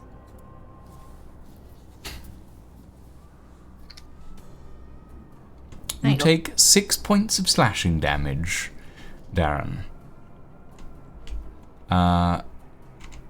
Okay, Arcus, back to you. Okay, so I'm rolling 2 melee spell attack rolls for this. Melee? You're at... It's you're I'm doing using distance a distance spell. Okay. It's yeah. meta magic allows me to extend it enough that I can actually hit. Okay, so the first one is 19. To hit the Spore of Infernus? Yes. That is a miss. Well, damn. Second one time.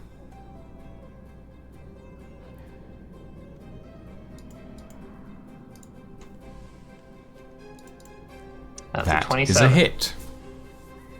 Okay, so my attack damage is 7d10 for the inflict wounds, and I'm going to apply my lightning damage bonus for this on every spell after and including second level for an additional 4d6 lightning damage.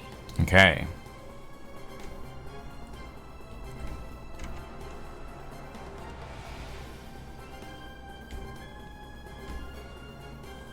Behold, my clump of dice. God, I thought mine were bad earlier. That is 51 damage. 51 points of damage. Okay. Now, query. Is any of this damage cold or radiant? Nope, it is necrotic and lightning. Necrotic and lightning. Okay, so no immunities, no vulnerabilities, no resistances. So just 51 straight points of damage done. As you unleash this torrent of necrotic energy imbued with electricity towards this hulking monstrosity. Okay. Anything else on your turn, Arcus? We just turn order. Yes, I would like to, as a bonus action, cast Sanctuary on Prod. Okay. Sanctuary on Prod. Alright. Prod, Thank you are sanctuaried until you attack something. You will not get attacked. I believe that's how Sanctuary works. No. No? Okay. So remind me. ward a creature against with range against attack until the spell ends. A creature who targets the warded creature with an attack or harmful spell must first make a Wisdom save. Must make a Wisdom and on a saving throw. failed save, they must choose a new target or lose the attacker spell. Okay. Got it. Okay. Anything else on your turn? Yeah. Okay. Next up, the Spore of Infernus is going to make a Wisdom saving throw in attempting to attack you, Prod. That was not a Wisdom saving throw, that was just a d20. I'm an idiot.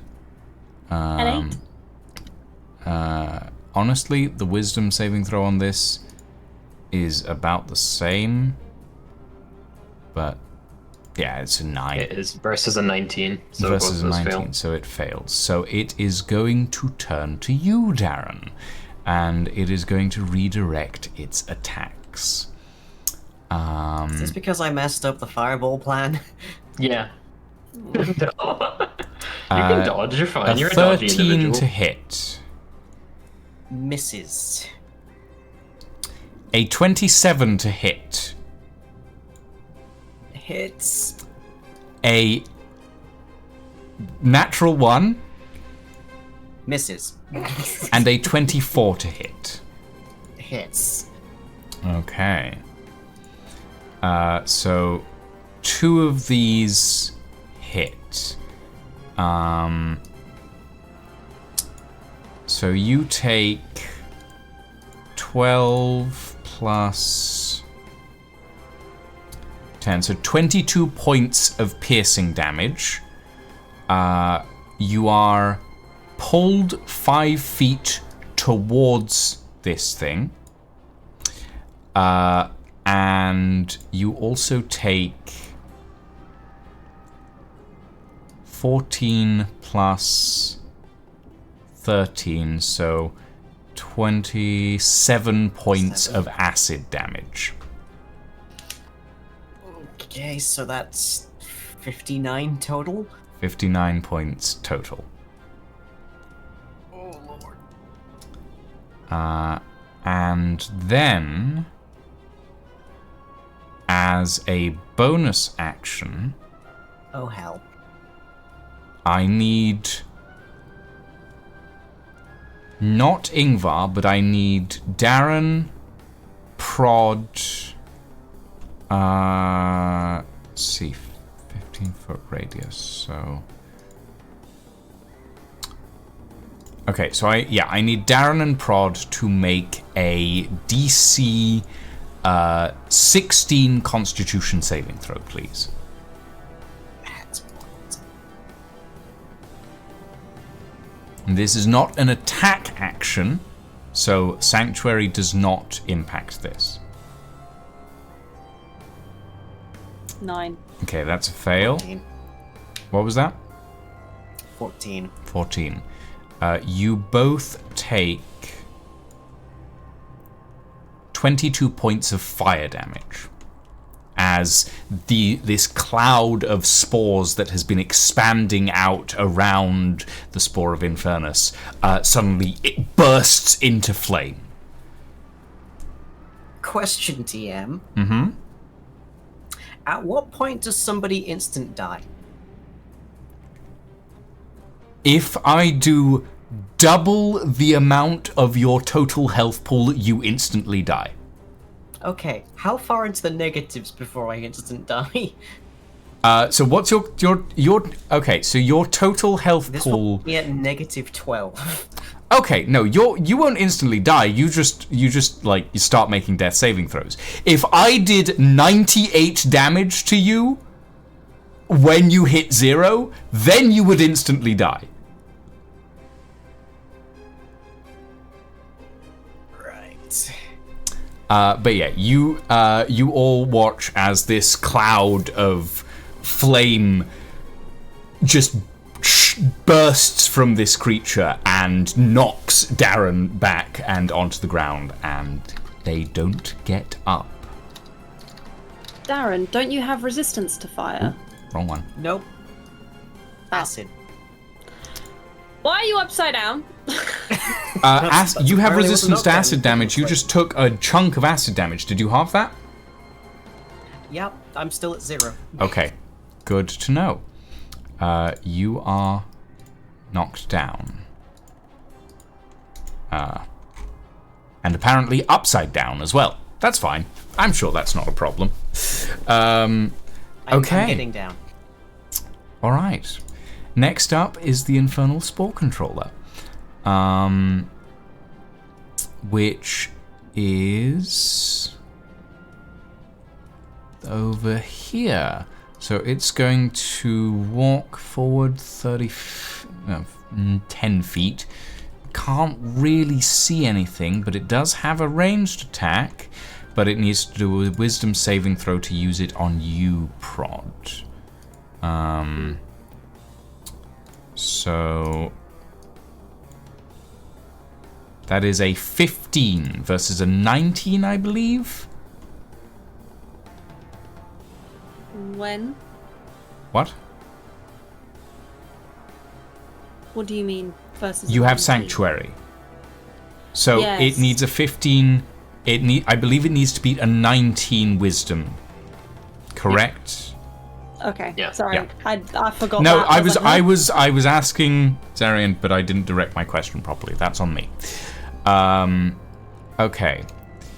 In that case, it's going to redirect its attack roll with disadvantage to you, Darren, because it is a ranged attack, but you are prone, so it is doing this at disadvantage. Binge, I'm already on the floor.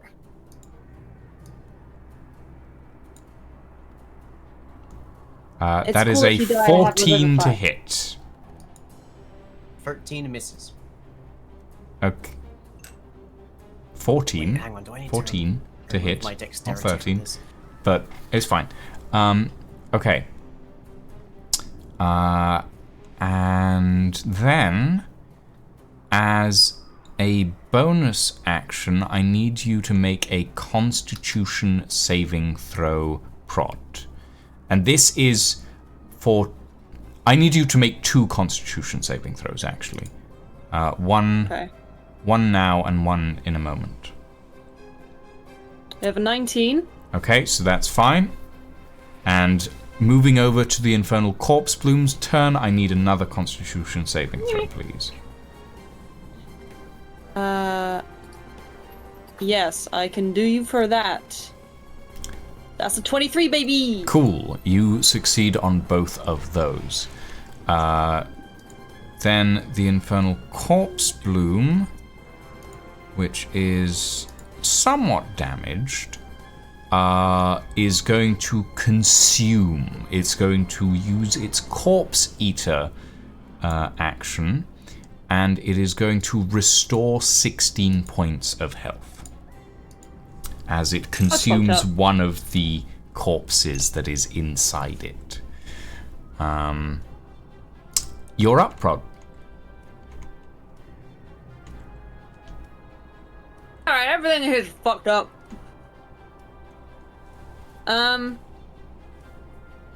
Darren is down. I am Is smoking. Is my lay on hands an action or a bonus action? Lay on hands, it should say.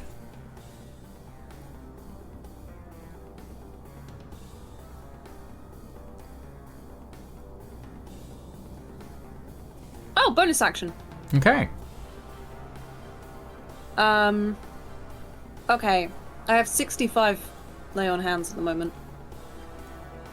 So, as my bonus action, I'm going to grab Darren and just channel like 65 hit points worth of health into you. Just immediately. Okay, Darren, you are up and feeling a lot healthier. I think at this Not do that point, again. you are still blessed, by the way. Even if you're unconscious, the bless still stands. Yeah. I think Prod's just kind of mad because he was like, this was going so well. And also he's blessed in hell, and I think that's some sort of like weird mechanical thing is happening with There Pod is at the moment. definitely, you definitely feel very strange at the moment. And he's cross at everything, so he's gonna start hitting the big boy. He's gonna hit the big boy 4 times. I think he's also gonna upcast his divine smite probably at twice at 3rd level.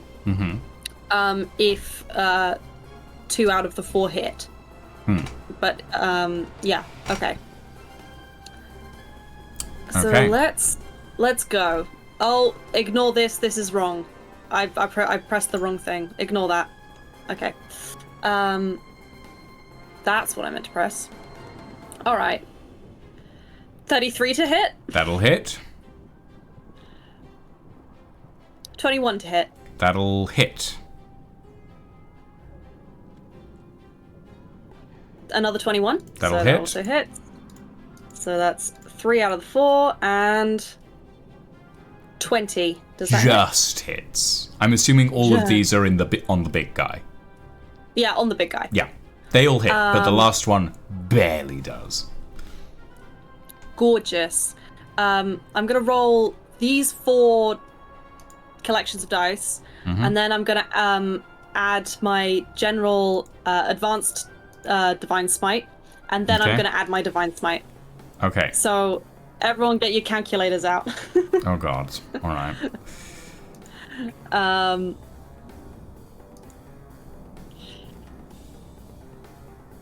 That's 15.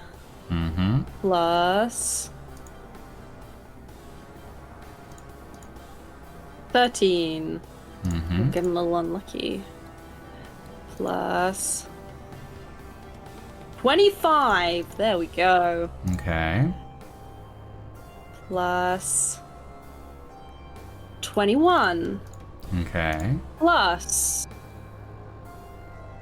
Oh, I need another one of these. 14. Sorry, I needed another d8. I only rolled 3 there. Plus 2. And then for my divine smite, let me just quickly double check how many would be an upcast. That would be 2d8 for first level, so that would be 4d8 for this. So 4d8 times 2, so that would be 8d8. 1, 2, Okay. 3, 4, 5, 6, 7, 8. Plus 37. Okay. Okay. And that, and... Anything else? Yeah, those, so the 14, 2, and 37 are all radiant damage. Okay. Just, 14, 2, and the rest, I believe, 37 is on radiant. slashing damage or piercing damage? I can't remember.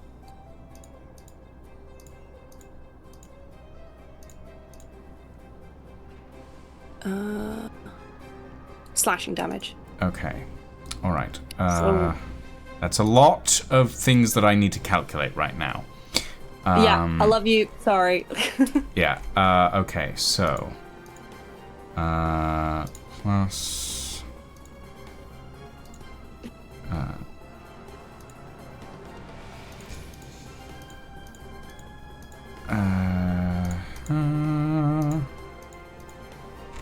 Okay. Pod Angie. Plus. That plus.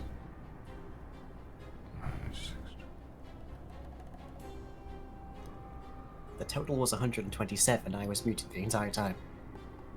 It's higher than that. Oh boy, there's a vulnerability at play.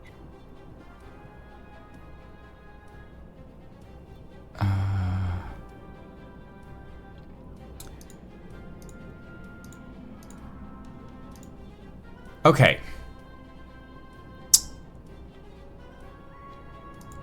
Prod. At 180 total damage, due to the radiant vulnerability, what's your play as this thing gets slashed? I think there's like this... Prod is having like a really weird time. He's pissed off. He just revived his friend from the dead. That's not cool. These mushrooms are like, they were doing so well. They were solving puzzles. They figured out things to do with angels. His world's been turned upside down. Why the fuck did these two, I can't remember his name for some reason. The big demon guy, Asmodeus, have a crush on a god, and then they're going their separate ways, and now this guy's in a bubble. He's confused. So he's like, I don't know what's going on, and this mushrooms are pissing me off. I'll tell you the morale of this story. Slice. Callist is cool, and I'm mad that she's not here. You score this creature with slices and dices. You are turning this mushroom into a mushroom charcuterie board. As you slash through Ingvar, you suddenly have to blink as light fills the space that you're in, as a sword cleaves its way overhead, as this mushroom sloughs off from you. And you're left standing, dripping in like weird acid mushrooms juices that are sort of dripping off your body as Prod just stands there panting, as this mushroom is blended around you. It is very dead. Prod, I need you to make a DC 14 Constitution saving throw, please. He gonna shit himself.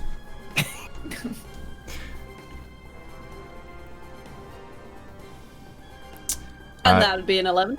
You take another stack of corruption. Your wisdom negative goes to 2. Okay. As this zombie fiend is going to attempt to attack you, but you're still... Are they still under Sanctuary now that they've done an attack, Zarian? Oh, for sure, no. No? No, they broke it. Okay, so they broke Sanctuary. Okay, so in that case, this zombie fiend is just going to straight up attack you. That's a 16 to hit. Oh well.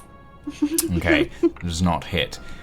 Next is the Infernal Corpse Bloom next to you, Hickory. But you're in the stone! So it's gonna look around and it's just gonna walk right past, and it has a speed of 20 feet, which means it can't get to anybody at the moment. And that, it's just gonna move with its full action, and that's going to end its turn. Darren, you're up. You come to your senses as you feel this divine energy being poured into your body. Oh boy. Okay, I'm guessing I start on the ground? You are prone at the moment, but you can use half your movement to stand. Yeah, when I stand up, am I still flanking the controller? The controller is dead. So is the giant spore thing. Both of those are still on my screen, and I don't see this zombie fiend everyone's talking about. Okay, that's weird, because those are both very dead. Like, the zombie is here. This is the zombie. If you can see that. It's upside down, but I can see it. That's a little weird. This is the controller that's left. Okay. This is the big dead thing. And this is the Infernal Corpse Bloom that is approaching you. And this is the other Infernal Corpse Bloom. Does Chasma count for flanking? Chasma is no longer under the effect of the controller at the moment, so technically yes. But practically also yes? Yes. Okay. Grand. I will use half my movement to stand up, and I will cut the living hell out of this little weird plant thing. Okay, roll me an attack.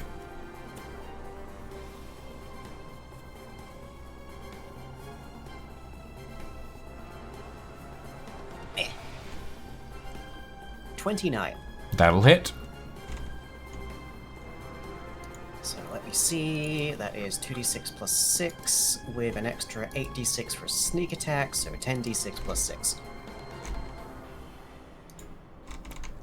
Roll it.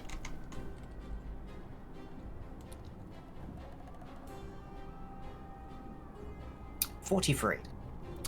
43 points of damage. Interestingly enough, I'm not seeing any of those dice, so... yeah, I think Tails Guys, I might be in the Phantom Zone. being a bit weird for You you. might have lost connection and need to reconnect to the game. Yeah. The game runs fine, it's just not the same game you're running. Okay. Alright. In that case, you do 43 points of damage to this creature as it screeches at you. Alright. Anything else on your turn? Now everything looks caught up. Okay. I have one more attack. Mm-hmm. Which I might as well do. Roll it.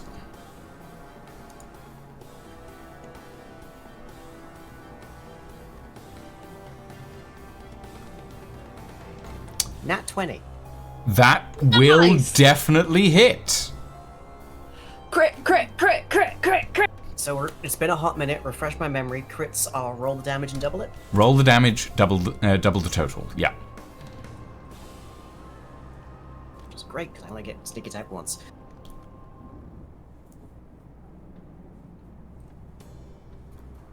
$32. 32 points of damage. Not bad. You slash across this creature. It is starting to look bloodied. Okay, next up, Hickory. You are in stone. I'm in the stone. You're in the stone.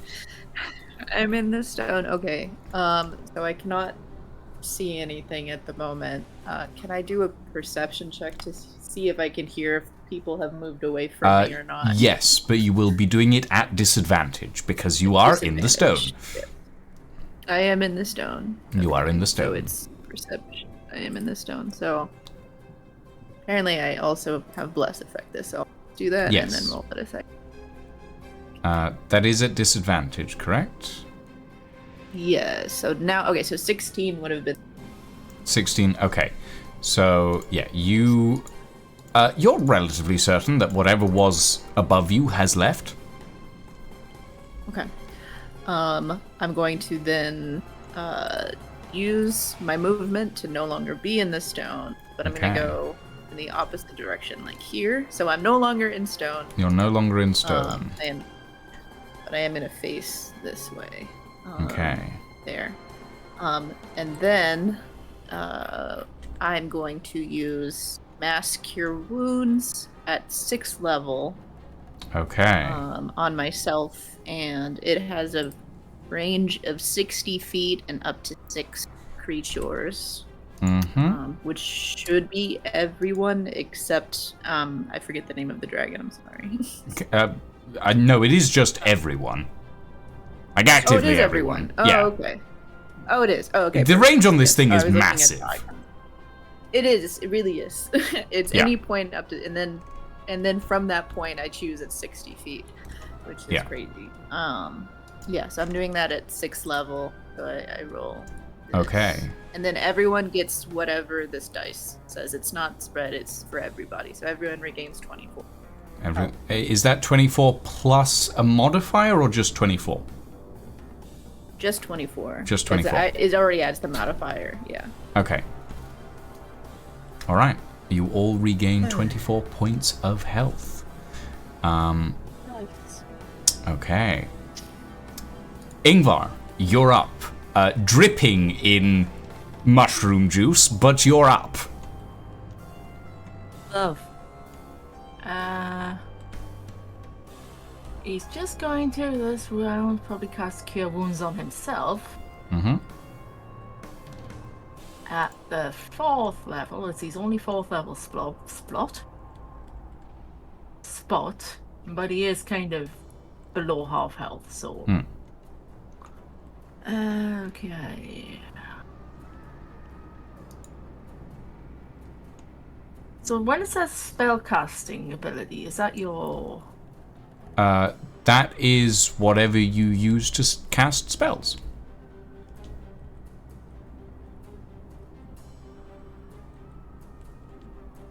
Is wisdom for rangers? I believe so, but I will double check. You can tell I don't do magic very often. No, you're usually portable artillery. Yeah, except I got eaten. Okay.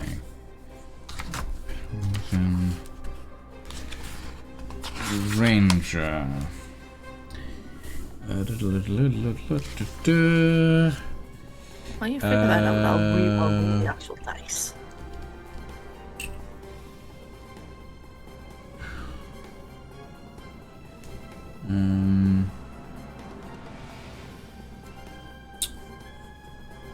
Spellcasting modifier is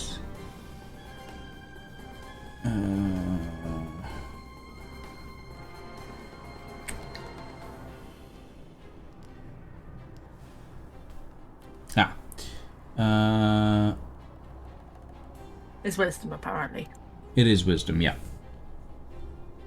So that would be a +3. Mm-hmm. Guess that's 19 +3. Okay. He's suddenly looking a lot less bloody, I guess.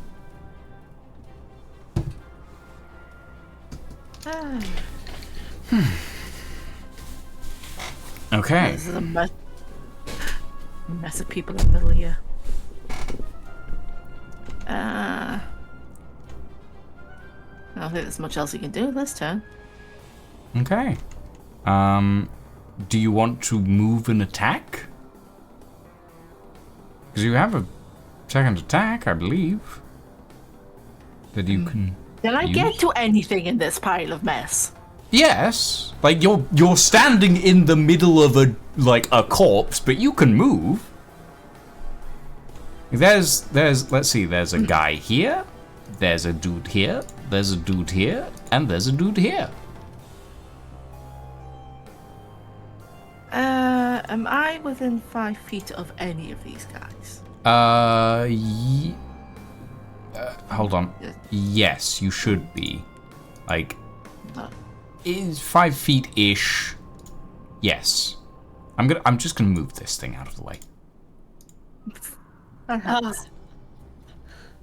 Because I'm here. That says 8 feet. That says 9. That says 10. Yeah, but base to base, if you think about it, that's like 3 feet. If you're looking base to base. Technicalities, damn it. Yes. But I'm gonna say yes, you are within 5 feet of at least 2 of them. Maybe not the zombie, but yeah. Actually, speaking of that, I need you to roll me a Constitution saving throw, please. Now that you're out of the mushroom. That's a 16. You're fine. Carry on. Okay, I'm just gonna waltz up to the controller on the left and smack him upside the head with his flail, I guess. Okay. Roll me an Jesus. attack. It's 26. That'll hit. Plus 1 d10.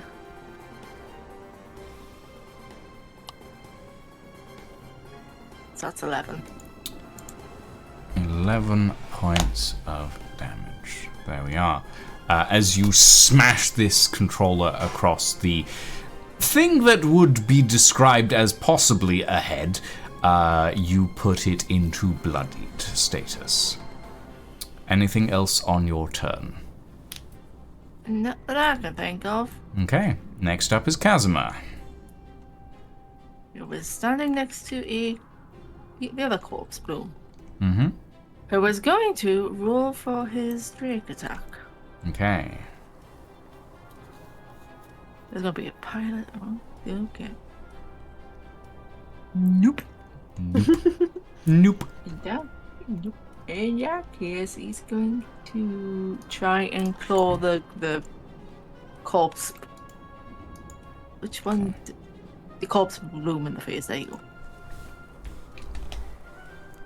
Okay. Now I need to roll one of them into the pool. That's an 80. That'll hit. Yay. And then that's 2d6. Oh, that's 12. 12 points of damage. Damn. All right.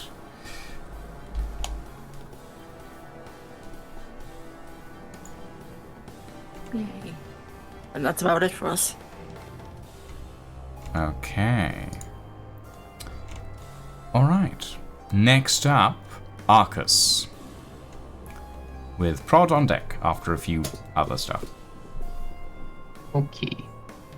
Let me see who is up within my range. There are those flower beast on left, and there are zombie and multiple on right. Mm-hmm. I think I will go for the flower beast on left, and I will do all 3 of my Eldritch Blasts at it. All right. Roll me attacks. Un attack. That'll hit. Do attack.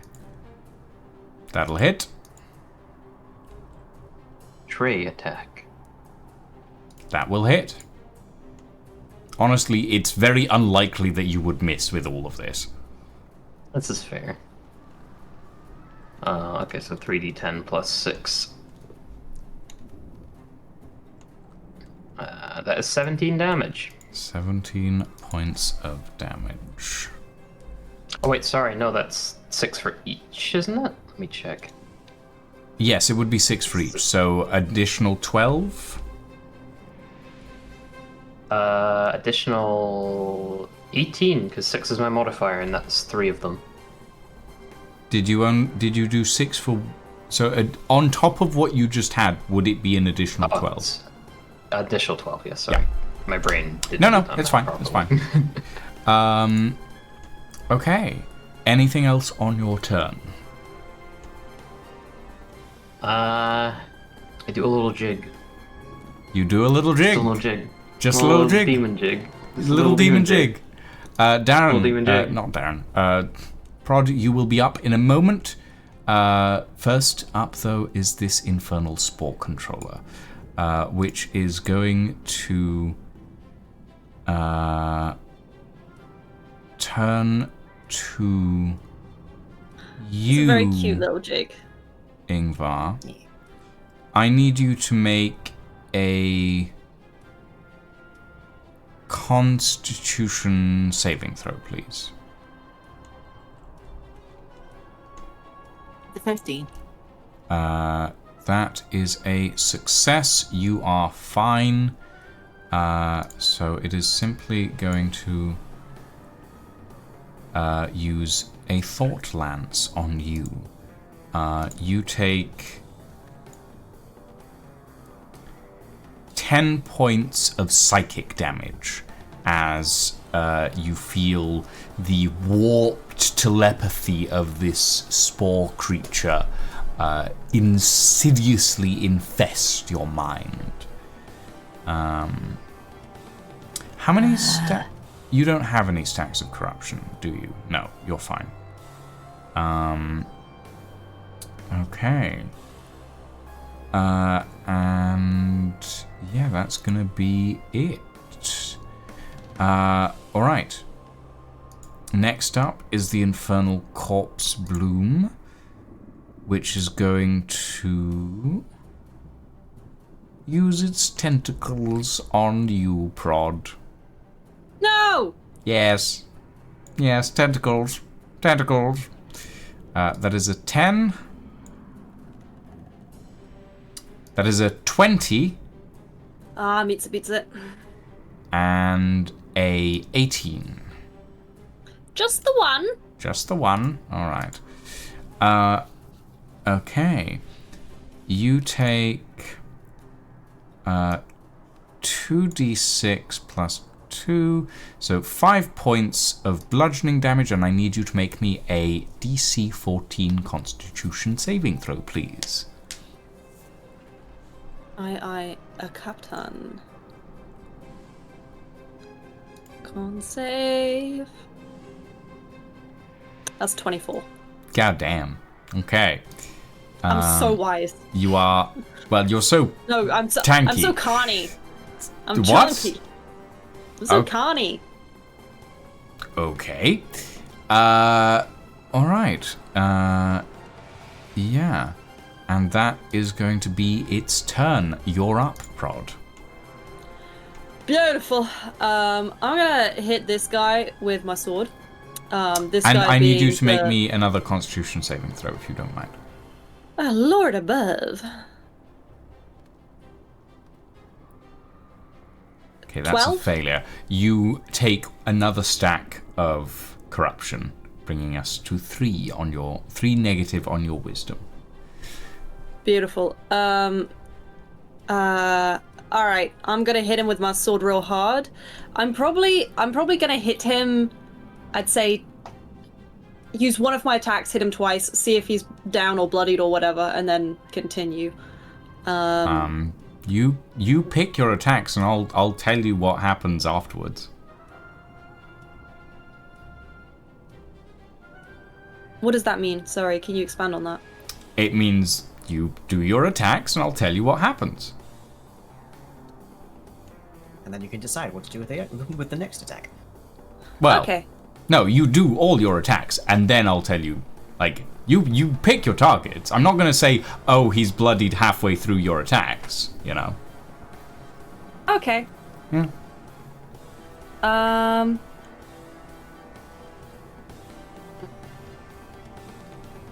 Just really don't want this guy to do the same again. Actually, I'm going to ignore this zombo, and I'm going to look at the creature next to him that's raised the zombo. corpse flower?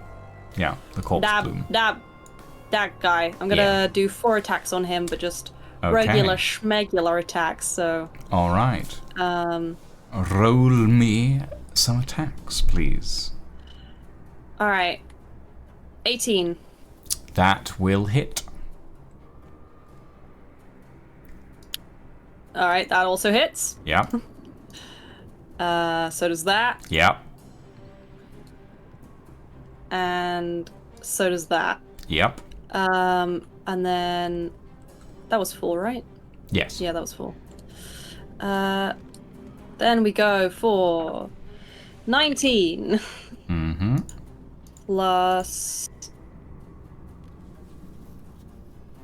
20 plus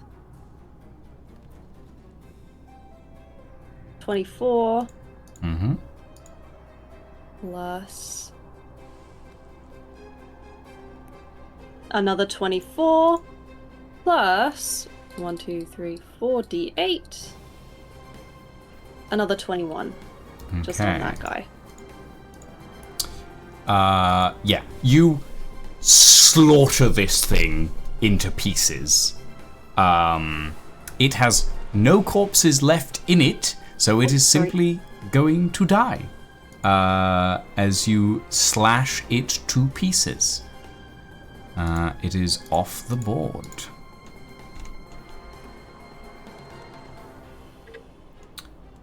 Anything else on your turn, Prod? 1? No, I'm all good, thanks, babe. All right. Okay. Actually, wait, I'm really sorry. Can I try and figure out where the spores are coming from, if they're coming from anywhere still? Sure, you can use a bonus action to do that. Roll me perception or investigation.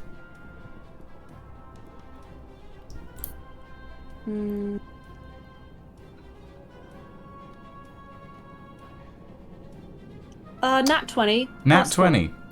The controller. The spore controller. All the spores are being emanated from its mushroom-like cap.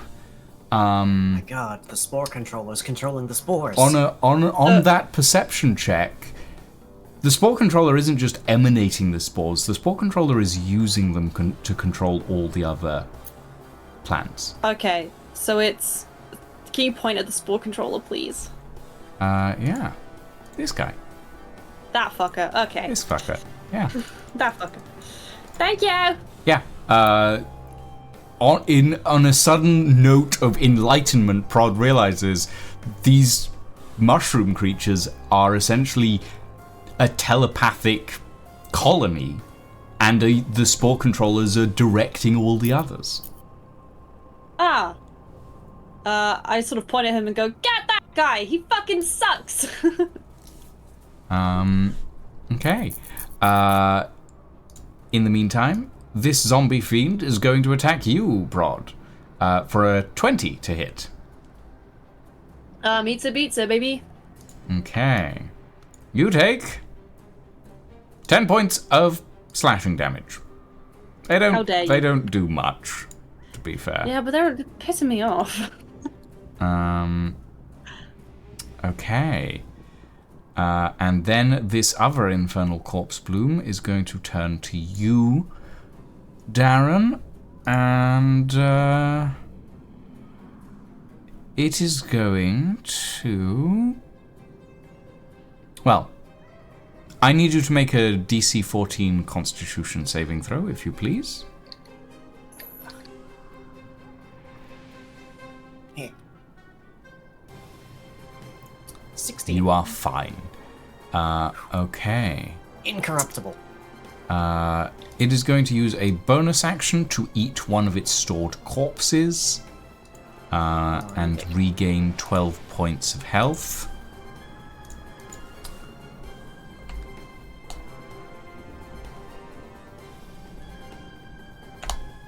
And then it is going to tentacle you.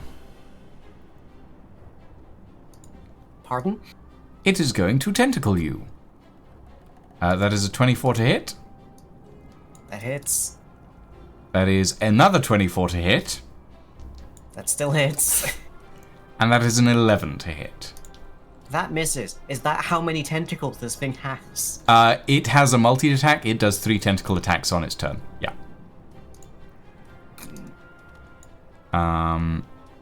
Okay, you take 6 plus 5, so 11 points of bludgeoning damage, and I need you to make a DC 14 con save, please.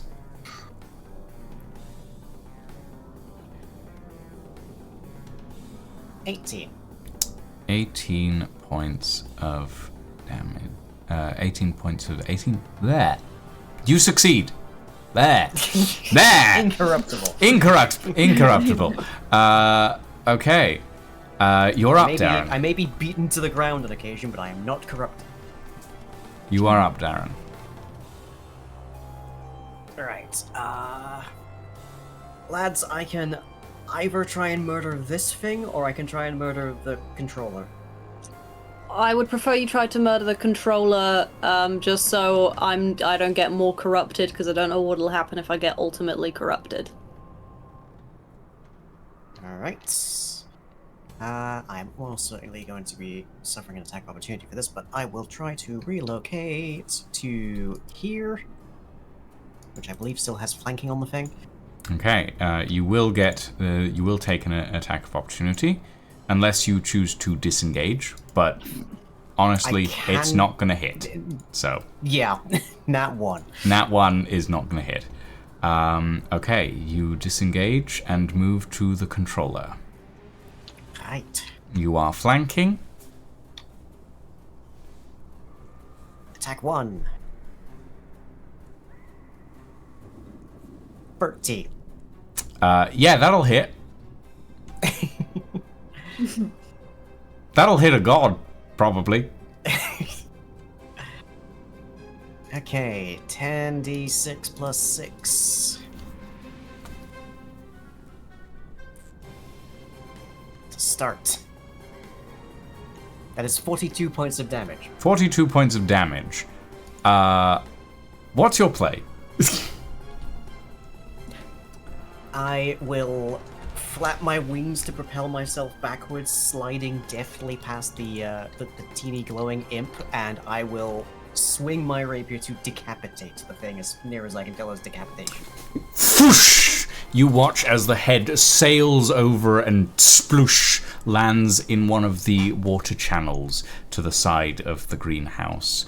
As it dies, the zombie fiend collapses to the ground inert, and the other corpse blossom attempts to start moving away. It is fleeing the battlefield at this point. Hickory, you're up. Okay. I have a question for you. Would you consider... So these are plants, right? Yes. Would you consider them magical plants or Yes. non-magical plants? They would be magical Magical plants.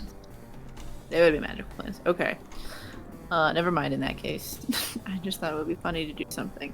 I'm going to go ahead and... Which way is it running away?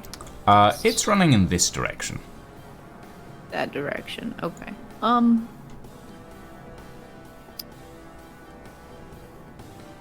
think... It's looking Yeah, very bloodied at this point. Right, yeah. The unfortunate, the Hickory play, I think, would be seeing that it no longer wants to attack, I think would just let it go. Okay. That's think he's an gonna do entirely valid choice if you so choose to do it. Yeah. Tell someone I think we're instead here. he's just... I think instead he's going to do another Mass Cure Wound, but at 5th level. Okay. For the rest of us. Just Which should press- hit everyone. Maybe you don't have the heart to kill this thing, but we do. Okay. Everyone regain 16 points of health, please. Nice. Thank you. Ingvar, I needed to. you're up. All right. Arch that thing. Yeah, that's the plan. He's so done. He's just going to put out the obsidian arrows and take aim at this little shit. Mm-hmm. But first, I'm going to use Hunter's Mark on it. Just, Okay. you know, just as a little bit of overkill. Just as a little bit of overkill, yeah, sure, why not? That's your first. Oh no, that's away into the void as well. Yeah, I'll take That's that. 19 That'll hit. and 14. 14 will miss, actually. okay, so one of the arrows will hit. Where is my 30 arrows go? Not this arrow hits. I need to do that out at some point. Oh, that's the right one. 2d10, 2d6, plus the 2d6 from the bow. Yeet. Wow, it just scattered everywhere. That's 31. 31 points of damage that you do to this thing. It's on its last legs at this point. I believe it is Kazma's turn. No, I've got No? a second attack. You have a second attack, fair enough. I always We're going forget. to do. Yeah, we're going to do the same as the first because he's just done. That's 24, That'll hit. and that's a 19. I'm not going to have you roll damage for this. It's so close to dead, there's no way you could not do enough. Yeah, this thing, you fill it full of arrows and it just slumps to the ground. You watch as dismembered body parts start to sort of slide and slough out of its stomach region. And it is dead, and we are out of initiative. Is Kazuma okay? Other Looking a than bit goopy. Other than like corruption. a little bit of general just unpleasantness, he seems fine. I mean, but them mass cure wounds is at full health. Yeah. Yippee! Yeah. I'm like in It will take a short rest to clear that corruption, though. I will tell you that now. Should we do a very quick short rest right now, whilst you, Darren, fly up to the top of that tree and get that thing that we were meant to be getting? Oh, that's what you were doing in here. Right. what I was trying to do. That Fell talisman. out of the tree. Couldn't you just ridden on Chasma? Try that. He was too big to fit in the tree. He's too big to get around branches. Right. Or well, use your I suppose mage hand. I could do both. Alright, and then we'll have 3 of the talismans. 3 of these I will split small up and I will disc-like get tokens. my talisman and then drop back down. Okay. You grab this talisman with its green sigil marked on the front of it, and you drop back down. And you all take a short rest. If you want to expend any hit die to recover, please do. But you are resting now. And you are no longer under threat as far as you're aware. Don't like that stipulation. Can I suggest, since I don't have any hit dice or anything like that, and we're mostly all out of spells, from what I can tell, at least I am, that we take I burned so many getting my longer- totem. a longer rest, and I also give the plan I had to Darren so he can get back like his max HP stuff. So, as a note, a long rest for okay, you yeah. is 4 hours, Hickory. Yeah, 4 hours. A long rest Yeah, for everybody pretty much. else is 8. Except for the librarian, I think. Yes. Huh? Why am I an exception? Because you got your You have the catnap. catnap, bro? Now, the catnap brooch allows That's a for, short, short rest rests. in, like, a snap, but it doesn't do a long Ah, rest. right. Oh, I see. Um, I mean, we did like 2 rounds of combat without long resting. So, plus the mage hand stuff. Do we So, really want to like do a long rest in the Palace of Asmodeus, Lord of Hell? Though It's so anywhere else would comfy. be doing It it. it feels know. necessary, it also feels like a really bad idea. I mean, again, the long rest for Hickory is like 4 hours. And Yeah. so, like, the rest of the time, he can be on watch for you guys. it also looks like no one's come in this particular room for a very long time. So let's all hide behind a mushroom. The room that you guys think was like the least touched place was the ballroom. I will tell you that now, just to Okay. just to remind you. The greenhouse itself looks tended to. It's just that the cherry tree's not really been touched. But the room that's really not had anybody in, like you can tell, like there's a layer of dust on the carpet and everything, that would be the ballroom. Okay, lads, let's go into the ballroom. Take a long rest. It seems like the most intelligent thing to do. We also need to decipher this puzzle. There was like 3 things, and then I remember that we knew where all of them go, but I've forgotten the clue The that we found. large, the small, actually, I should say, in comparison to the rest of this place, the small golden door that is in the crossroads chamber. It's Yeah. heavily padlocked and has 3 of those big locks on it. Yeah, and then we found a clue about where they all go, and like what order, but I've forgotten what it was. I can give you guys the rundown. We didn't do a recap today, but I'll give you a basic rundown of it in a minute. Thank you. Okay. Do you guys want to take a long rest in the ballroom? I guess I could put a couple chairs together or something. Yeah, let's go hide in the ballroom and have a long rest. Okay. Considering 2 of us retarded. nearly bled out all over the floor, I think a long rest is in order. I nearly died, yeah. So did I. And it's not like Asmodeus has a bedroom, so it's not like he Dreaming. comes back here to sleep. I mean, surely he must have a bedroom somewhere, just not here. Maybe. Okay. So, you all return into the ballroom. There's a layer of dust across the floor. Only a few of you are currently reflected in the mirrors. Only Hickory and Prod are currently reflected in the mirrors of this place. The rest of you are unreflected because you have not consented to that reflection. But you all hunker down at the back of the ballroom, make sort of a little nest of chairs, and so on and so forth. And you take a long rest. I take the orb with me, and I bring it with me and be like, hey, I know you used to enjoy your old adventuring party. I just thought you could join ours for a bit, have a nap, and I bring it down with us. Okay.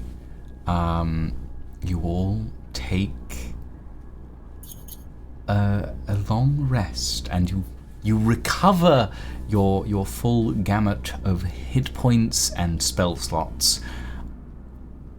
Prod, you're resting in front of these mirrors that you have consented to. Next to this orb, which you have spoken with, that is of celestial origin. I kind of see why I get a lot of cursed items now. Kind of get it. Yeah. You have a blissful evening, afternoon, day's rest. After all,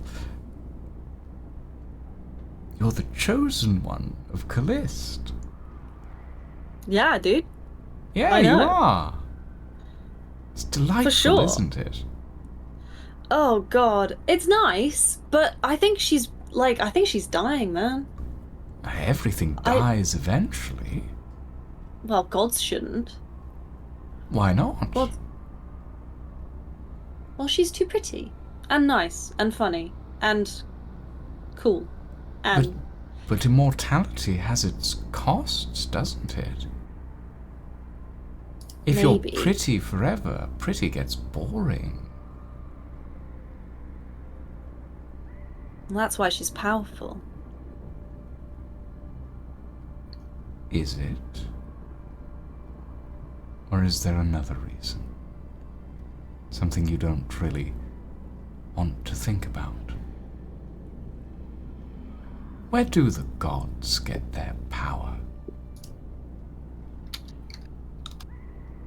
I always thought she was just sort of good enough. But And that's she where she got wasn't it from. always a god, was she?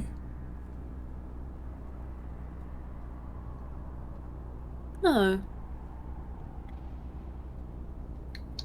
Maybe gods do deserve an end. One day. Where do the gods get their power from? And on that thought you awaken. Oh no. That's it. That's nice. I was like, oh, no. what a good man, I slept like a log. Yeah, did I drool on this table? Roll me a d4.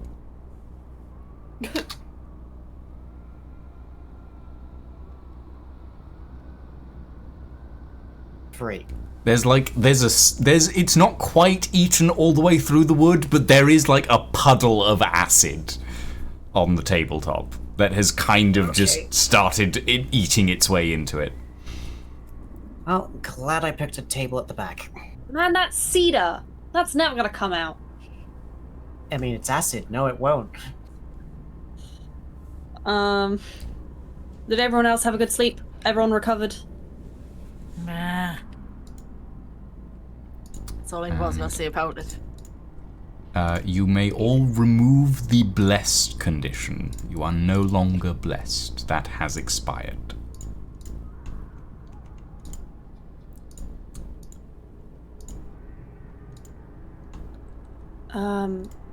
Alright, guys, let's open this fucking door.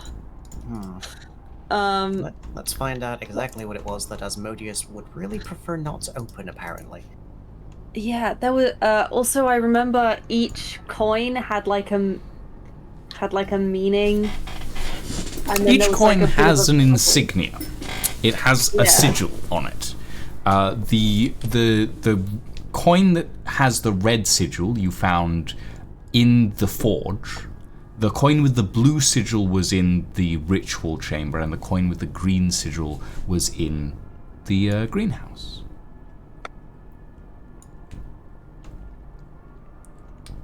Blue was in the ritual. Did we get, was there like a... There was one in saw- the forge as well. No, yeah. No, we got that. That's the red one. Was there like a puzzle that went along with this? Am I crazy in thinking you gave us like a riddle or something? Not a riddle the order of exactly, the- but I did tell you like where the locks were situated and the magic type associated with them. Oh, yeah, the magic type. Yeah. That was the thing that I was thinking of. Yeah. Yeah, for sure. Can we look at the magic types and then put them in the corresponding thing? Mm-hmm. So the Looking with my top specialized. the top lock is abjuration. That you would be able to see this, librarian Arcus. The top lock is abjuration. The middle lock is conjuration, and the lower lock is evocation. I got none of those. And as you're looking at these discs, they do have signatures. The blue one is abjuration, the green one is conjuration, and the red one is evocation. Okay. Do you want to tell me where to put these and I'll pop them in? I say, and I sort of go up to the door.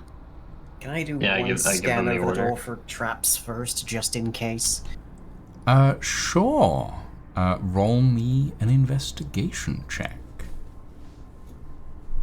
Sorry, Hickory. Okay. 21. I can't 21. get him to turn around. The door's not trapped. Alt left click. As far as you can tell, the door isn't trapped. Okay. It's just old. And probably hasn't been opened in a very long time. I also want to say I bring the orb with me. I don't know if that I made that clear or not. The orb's coming with me. Okay.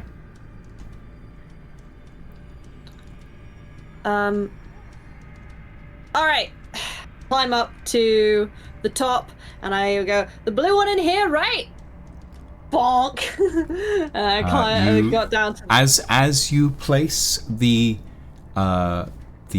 sigil into the lock, how are you like placing it in? Are you just like shoving it in, or? what?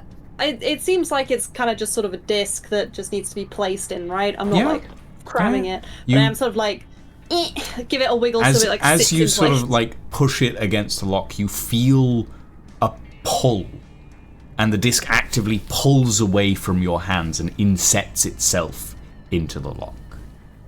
Oh, nice. And then I go down to the middle one and I go, the green one, that goes into conjuration, right? And I pop that in. Yeah, and it grabs and pulls it in as well. Beautiful. I'm on the floor. I'm like, oh, that just leaves blue. So, evocation. No. Yeah. No. Yeah, I love the school Red. magic of blue. Red. Oh, red. Red. Evocation. There we go. Blomp. You place it in. As this final disc is inserted into the lock, you see all three of these heavy iron padlocks simultaneously, and the chains on this door swing to the side and hang loosely. Nice. Anyone want to open it? You want to do the honors, Mr. Paladin? Yeah. Yeah. Or else, who's the most demonic here? What I do is I walk up, like, right up to the door. I turn around, and I look at... Come on. Come on, character. Turn around! Alt. Hold Alt to spin. And then spin your mouse. Where's Alt? Left space. There you go. I turn around and I look up at our little demon friend who's still chilling up there for some reason. Christ, that guy. Yeah, he's just up there. I just make eye contact with him. And I think by now Prod's clocked there's something wrong with him, but has decided not to engage verbally anymore, but like clock that he's watching me and just be like, okay. He's smiling. He's grinning at you. And I open the doors. Oh, Okay. I just popped my guy through. Sorry. No, you just popped your guy into a hide volume. It's fine. You hold on. Let me quickly. I also am like, I open my wings even if they're like illusionary, just to like try and take any damage that it's gonna immediately come at us. Okay. You open the door. As you open it, the first thing you see in the middle of the room is a golden armillary-like sphere with a blue flame inside on a pedestal. I'm gonna search for traps before you go in there. Roll me an investigation check.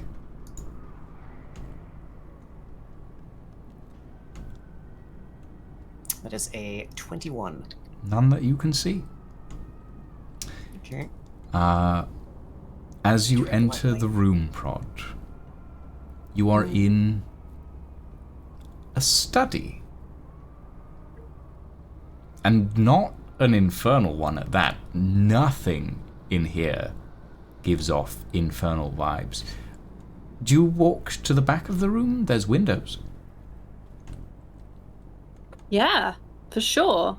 Yeah. I go, guys, I think it might be safe. Just have a little peek. See what's going on out there. Look out the window. And you're looking out of a building. You're in a city. Bustling crowds outside. Look around. This is older than you recognize, but this is familiar. This is Farrenholm. Not current day Farrenholm. But this is the view from a building on one of the main streets in Farrenholm. Maybe a couple of 100 years ago. There's none of that industrialization that makes up Farrenholm nowadays. But the streets, the buildings, pretty similar.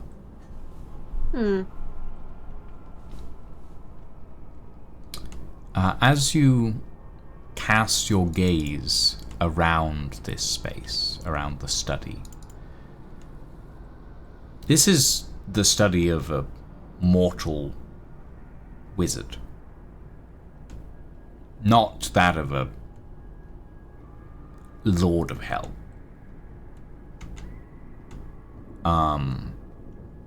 It's also covered in dust. Like, oh, for sure. Caked in it. As you step in, you step into like a half-inch thick layer of dust on the floor.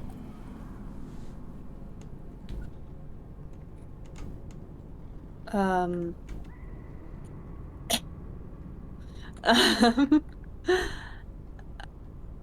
Prod is like, guys, I think it's safe. You can come on in. Yeah. I take this okay. I'm gonna do a quick glance at the desk to see if there's anything I should probably pick up that'd be useful for us. Mm-hmm. Should I do an investigation Investigation or perception? Investigation will get you deep into what's here. Perception will give you a glance over for something that looks interesting. I'll help with an investigation. Please do.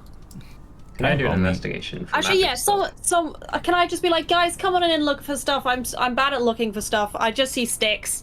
Okay. Okay. Well, I will do my specialist look for stuff then. Roll me investigation with advantage if Arcus is helping. Or if you want to look for something entirely different, Arcus. I'm looking for cool magical stuff. Okay, so you just I think generally yeah, kind Prod's of the same fascinated with thing. the orb. Okay. Prod's just gonna look at the yeah, orb. I mean, I either roll me investigation with advantage, lying, or you and Arcus roll investigation separately. It's up to you. Are you helping me, or...? I'll help you. It makes Okay. more sense, I guess.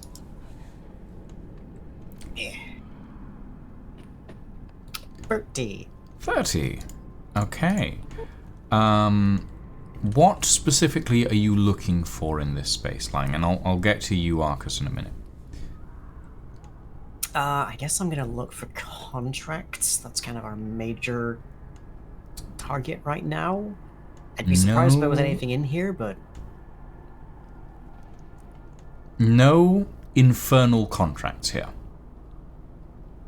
You do find a shelf full of bills of sale, receipts, mortal contracts, like really old mortal contracts, like this is a contract to like fix X and Y magical thing in X person's house, sort of magical maintenance type contracts. But no infernal contracts. Am I able to identify the owner of this office from those contracts at all? Some kind of witness or adjutant or... You look for a name, and every time you think you find one,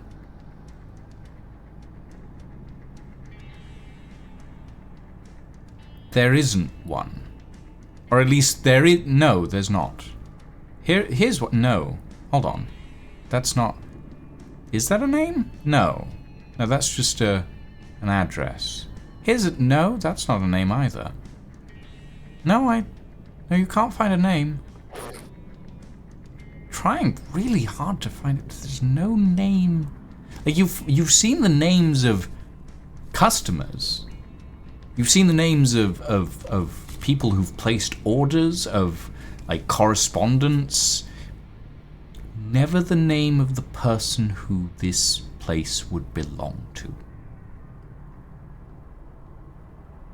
Guys, something is weird with these documents. As you're looking over it, you realize every time there's a letter that goes into this office, sometimes it starts with "Dear" and then it just cuts off.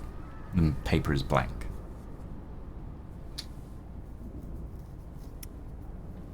All of these Can contracts I- have been anonymized somehow? I think that sounds like okay. This is Alfie. I think that it sounds like the person here has been erased from history. Was there another god that was erased from history? Is that what's happened? Roll me a Does this religion check, Prod. For sure. Do I get advantage for being cool and sexy and in this really interesting room? And a chosen one. You And the chosen one? You know what? I will say that you do get advantage for being in this room at this time, knowing what you know now from the mirrors. Hold on, baby. That's 23. It's 23. According to religious mythos, The true names of the gods were lost to history, and nobody knows what they were originally called when they were mortal beings. Evidence here suggests these names were not lost to history. These names were erased from history, purposefully.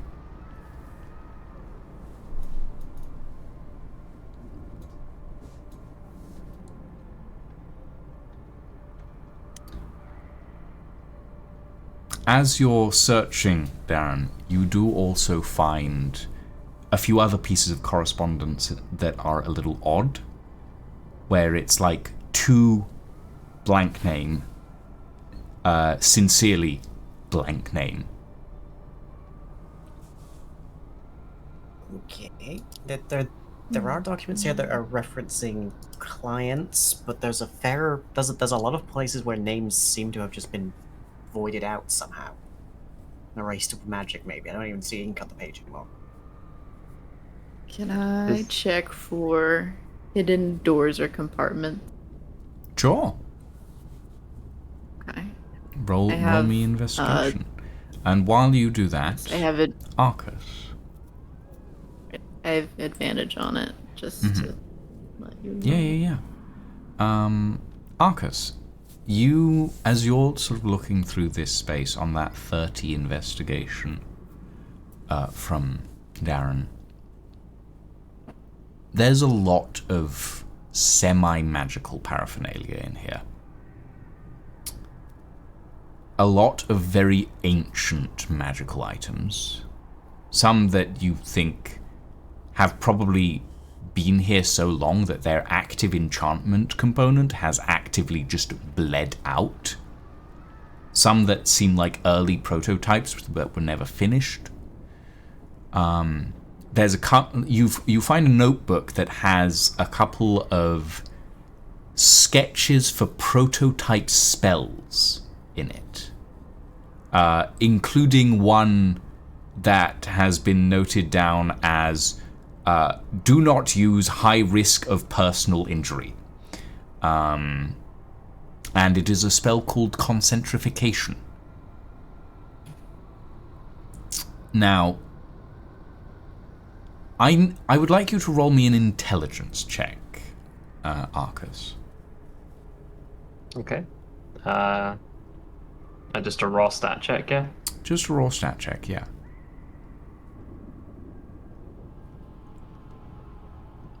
That is a 15.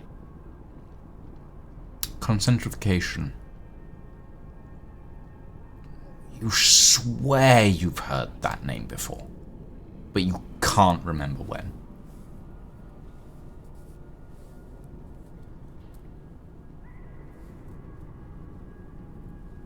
Okay. There's a few other magical items in this room, but all of them are so old that whatever their original effect might have been, it is severely diminished at this point.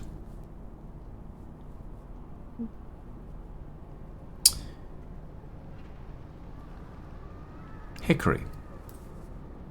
Yes. You wanted to check for hidden doors, that sort of thing, right? Yeah. Are you searching only in the room? Yes. Yep. What did you roll? I rolled 15, but I'd like to retroactively add guidance and trust myself to add a D.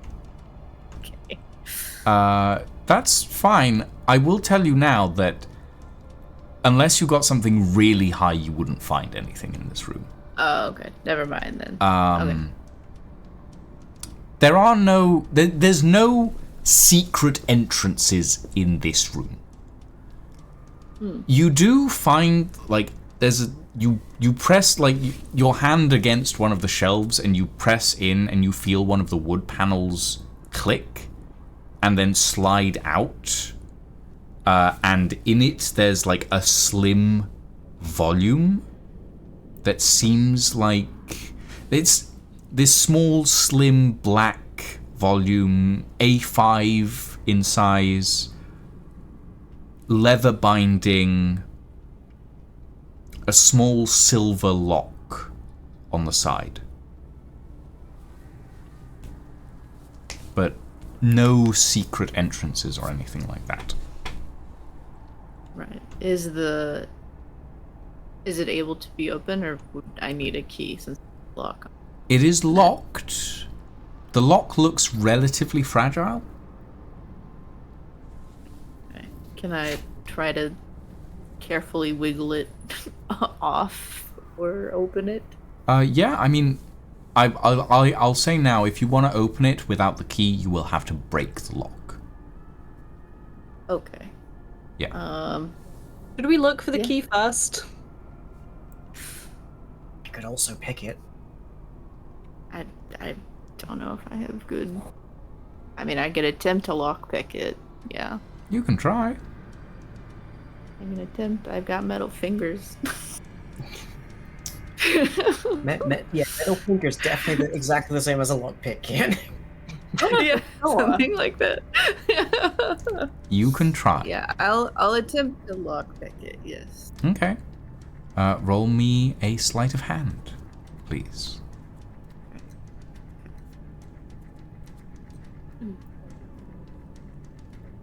21. 21. Not bad. Yeah, it doesn't take you long. And the lock springs open and the book sort of... It is difficult to open this book. It's like been set in position for God knows how long. But you open it up, you feel the spine crack under your fingers as you open it. You're holding a journal.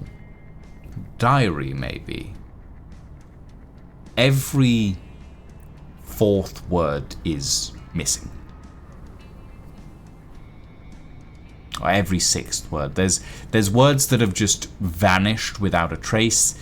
References to people that don't seem to exist. You flip to the last entry.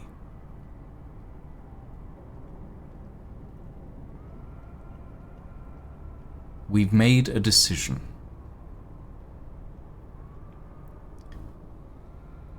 To remove ourselves from this accursed history.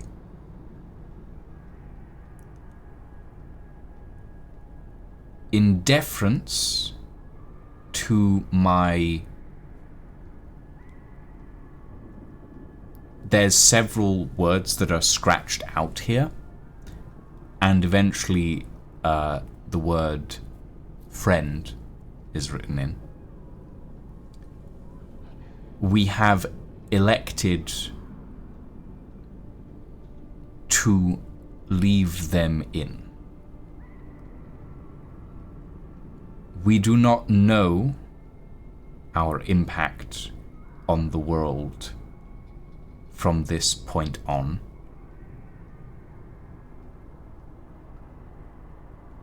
We hope that it will be better without either divine or abyssal influences. And there is the beginnings of a signature that is blanked out.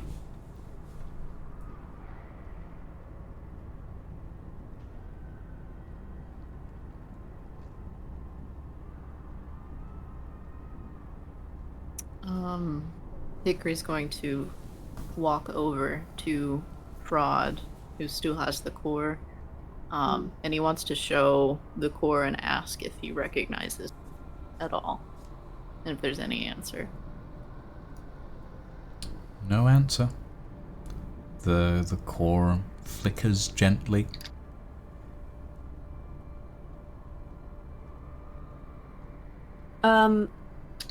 Can Prod is gonna take the core that was in the ballroom and the core that's here, and he's gonna just compare them through divine sense. Just see if there's any difference between the two. They are uncannily identical. To the point where they may very well have been made by the same person. Okay, I'm talking about the thing inside, right? Not the. As I said last time, the sphere itself puts off so much celestial radiation that you can't really tell what the thing inside is actually. Yeah, for sure. And your divine sense is specifically attuned to celestial, infernal stuff. It doesn't detect much else. So, if what's in there isn't of those things, it's being... if what's in there is infernal or not celestial, it's being drowned out by the amount of energy that the containment sphere is putting off. And if it is celestial, then it's almost identical in nature.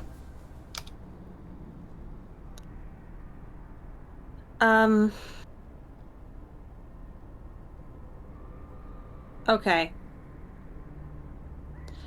What would happen if Prod put his hand inside this thing? Like, could he put his hand inside? I mean, there's gaps.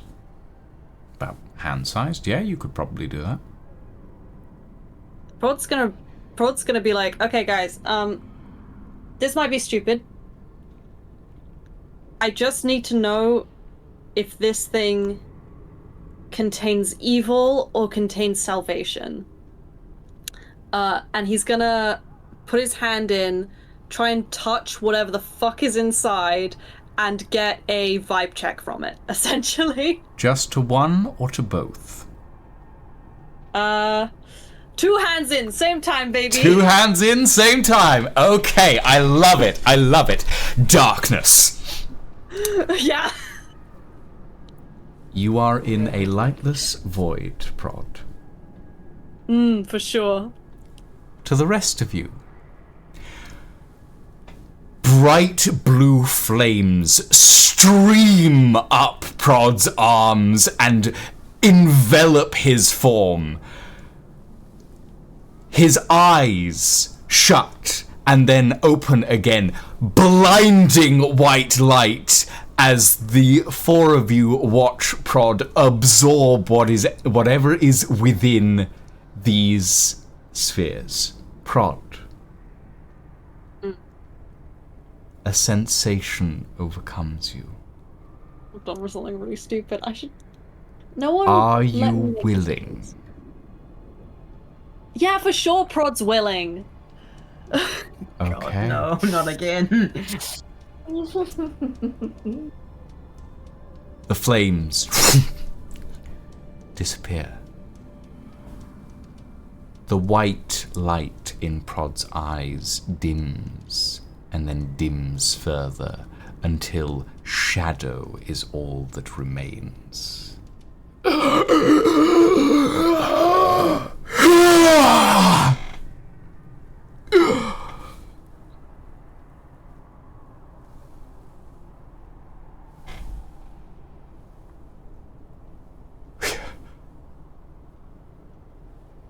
Prod's body walks to a bookcase, raises a trembling hand, strokes the spine of a book in blue with gold filigree, looks around.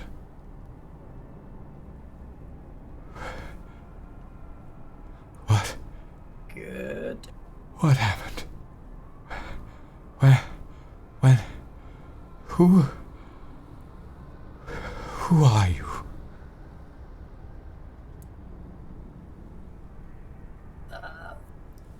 We're a group called the Phaeacians. You're currently kind of controlling a friend of ours. I see. So we're not back. Who is we?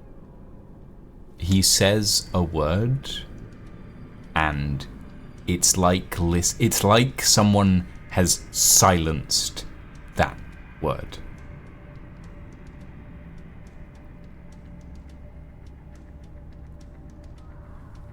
Does this kind of feel like the memory erasing mirror from that one dude, where it's just like there's like weird gaps or brains are just filling it with nothing?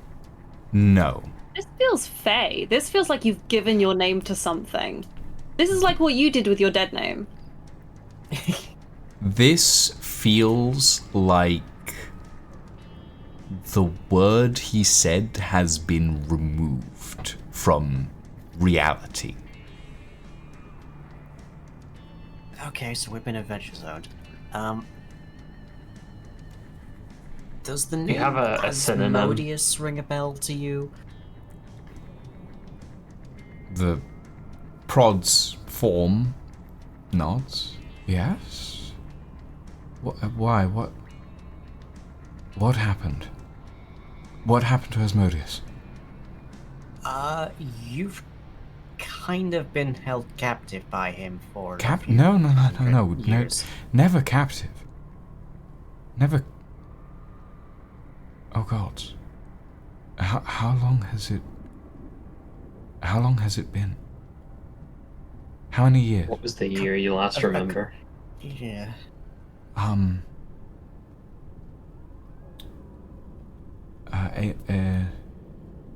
765? 765, yes.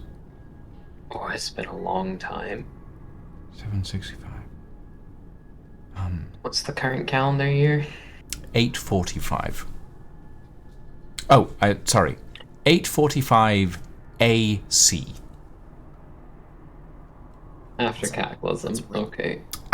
Well, really technically high it's ASC, which is after Second Cataclysm, but yes, AC. Okay. Has any really large upheaving event happened in like the last couple hundred years? Because there's been like 2 calendars created, I think, since you last remember being in the material plane. No, I mean, Was the there a descent of the cataclysm like and there's 800 years another ago? there's another word that disappears, as he says, the descent of the, and then there's silence. But let's try something different. Do you know many languages? Where the language that we're what language are we speaking? I'm sorry, I don't. Common, sorry. Yeah, this is just Any the common scholastic Common. ones? Perhaps do you know Celestial? Draconic?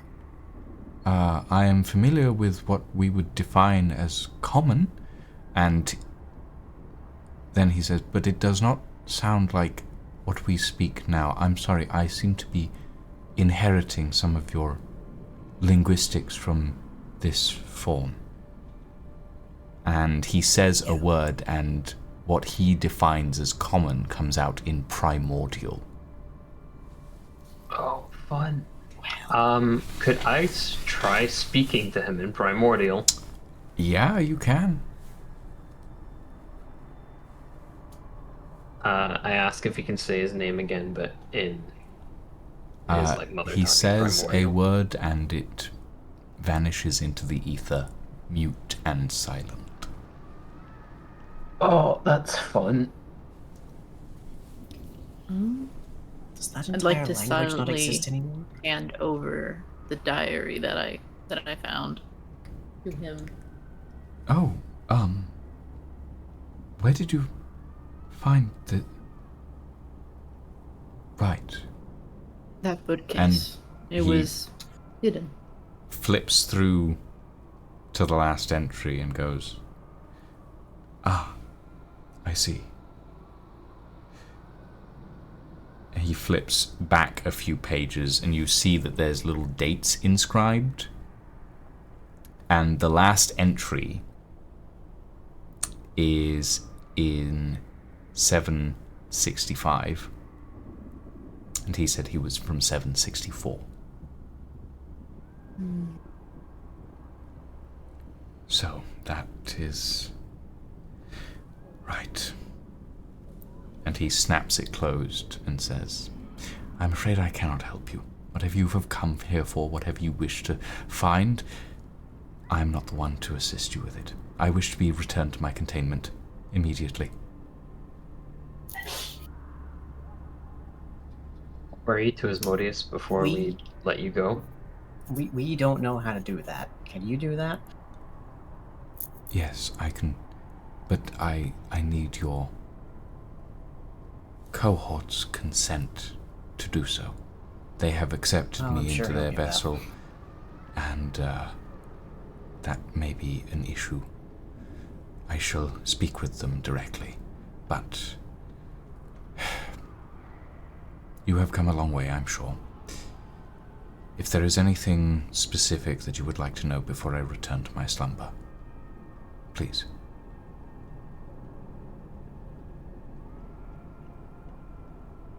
Is there a way to ungod a god without killing them?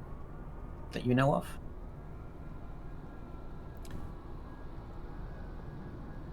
Can the gods descend?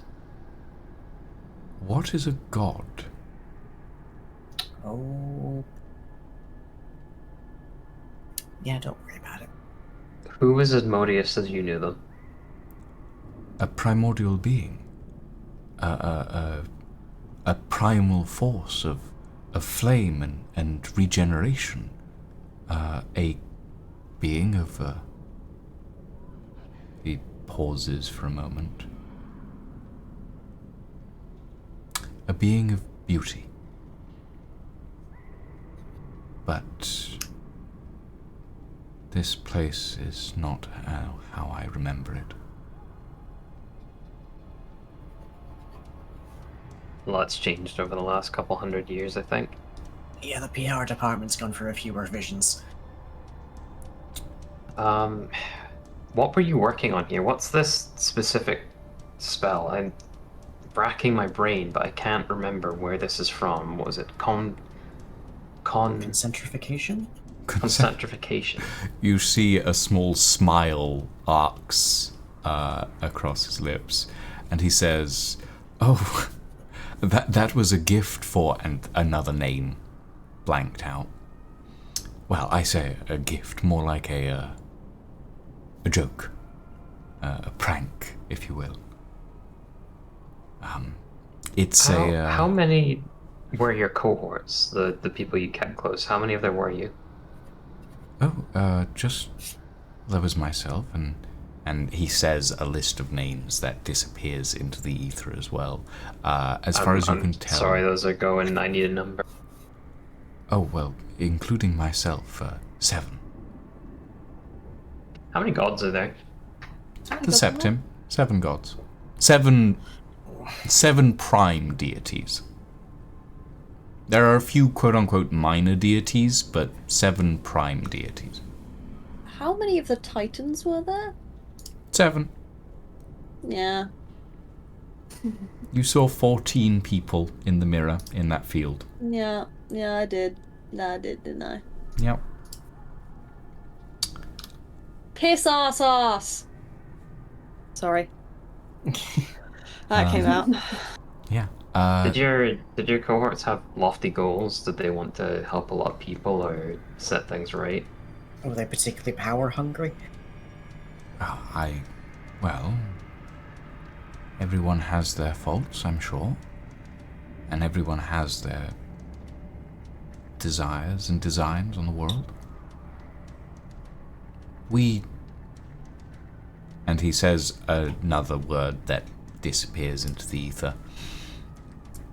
But at the end of the day, until... Well, I suppose we did figure it out in the end.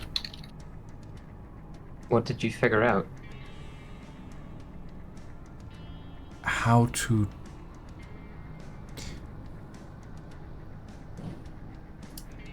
Roll me a persuasion check. I'm good at that. Let's see.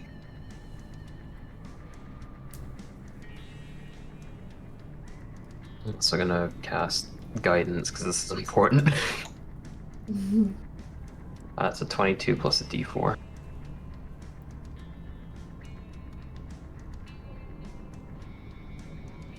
That is a 25. Or sorry, no, 26. We were trying to understand how to channel the power of, and another word disappears, to reshape our reality, to eliminate hunger and fear, to make a utopia.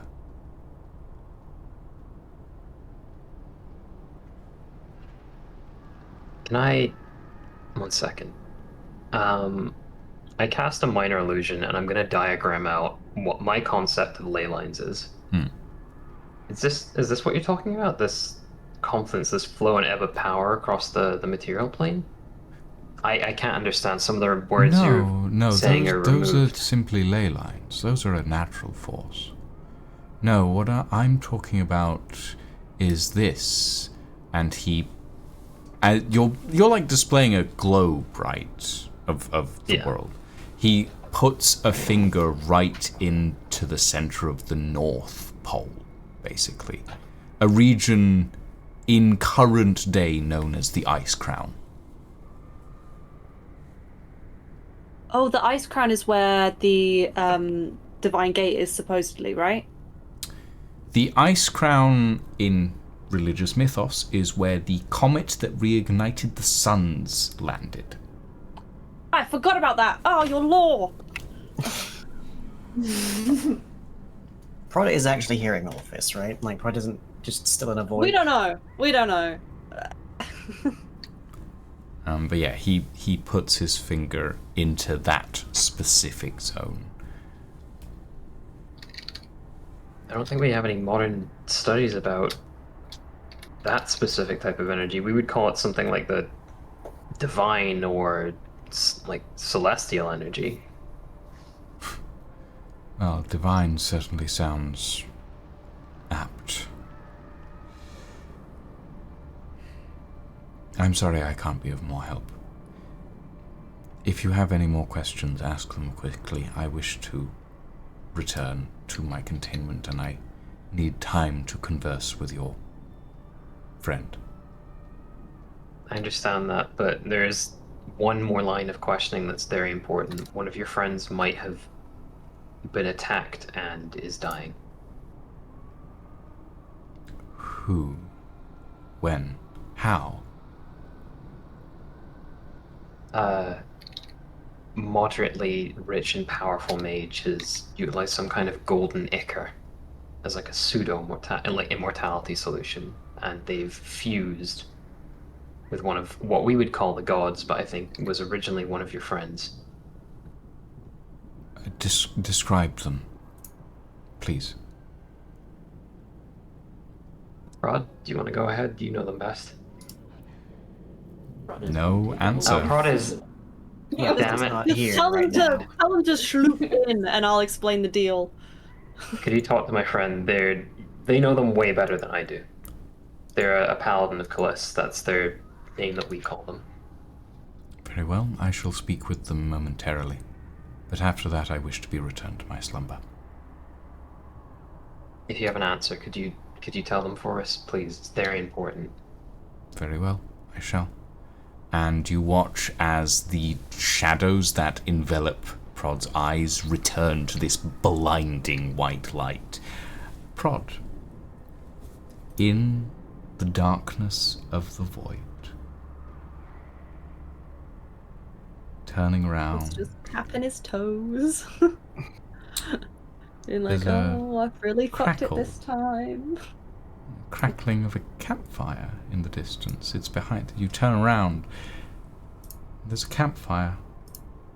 And sitting at the campfire, there's a couple of log benches. And sitting on one of those log benches, holding a tome, is a figure in dark robes, pale skin, staring into gently crackling blue flames. Ah, friend. I sort of jog towards and take a seat on the opposite side of the campfire to them. Warm my hands, even though they're already pretty warm. Your friends tell me you are a worshipper. Worshipper? I'd like to think we're more than that. Hmm. She likes me. She even Who? knows my name. Oh. Callist. Can I do something that I think is possibly not, maybe possible in this realm? And I You can just want to, try. like, emanate her beauty and power, like channel it like I do with Divine Smite, and just sort of like hold an orb of her grace. You channel Callist's power. And in this realm in particular, it seems unusually easy to bring to bear. Maybe it's because it's simply all in your mind. Or maybe it's because this place has its own special power.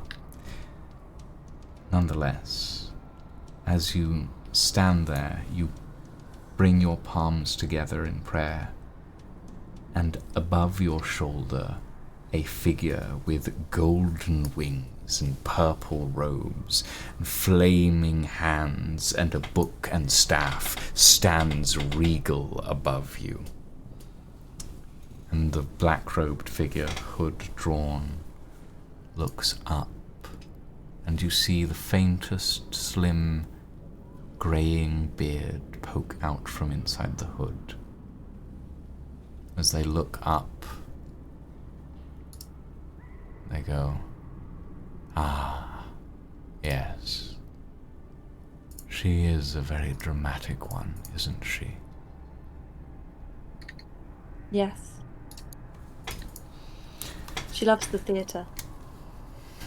She loves it when I... I think she loves it when I pick up cursed items by accident. Thickens the plot, you know? I'm sure it does. Your Give my life friends wished an inquiry on me of a method for assisting you in your future endeavors, in helping your... He sort of savors a word. God, I suppose. I know not much of what happened after my separation from the whole. And as I informed your cohorts, I wish to be returned to my slumber once this interaction is done. But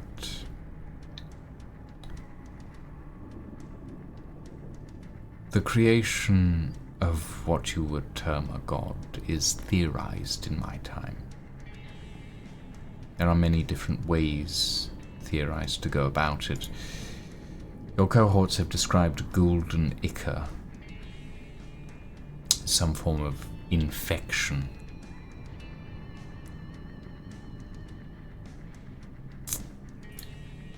The healing of a being quite so powerful, of an infection powerful enough to take root within them, is not a simple matter.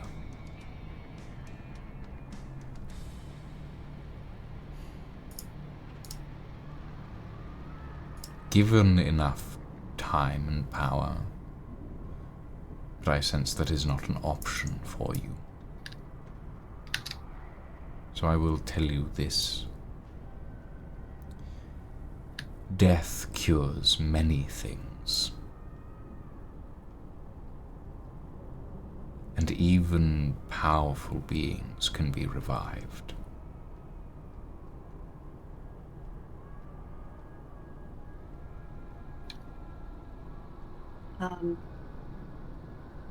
I go, I see. Thank you. One question for you, and the last one, and I will let you go. Ask it. Would you like to die? Myself as I am now? No. I slumber, and I await the return of my beloved. Me as I am. Yes. Me as I am in your world. I do not know. I cannot answer that question.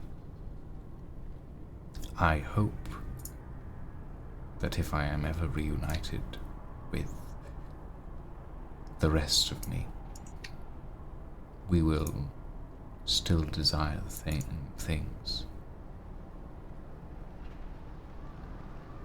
That is not for me to decide. As I am now, I am merely mortal.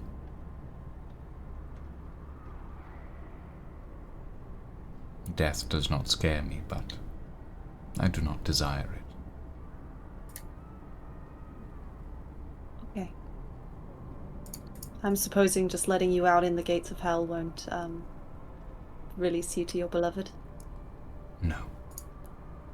Alright. This region We'll find a way. This region has a corrupting influence. I see. What do you search for in the palace of Asmodeus? A silly thing. A contract. He has, I believe, the Metano, the god of time, this old man, Delight, is on the contracted list, as well as my friend, the Fae one. Souls and such is part of the deal. A reaping. 300, which is sad. You would say But, this contract would be a valuable thing, perhaps? Oh yeah, for sure. I would like to Any return idea? to my slumber now, but before I go, I will give you a word of advice. Check the flames, and the world around you dissolves, and you feel your arms clench in fists as you come back to see blue flames streaming down your arms and back into these containment spheres. Finish screaming and let go. Oh. Hey guys, don't let me touch stuff. Getting that I'm over impression. here at the end of the room. I need to stand by you more often. Look, I had you in a papoose. I didn't want to be in a papoose. I'm not a papoose person. Can you say papoose one more time? No.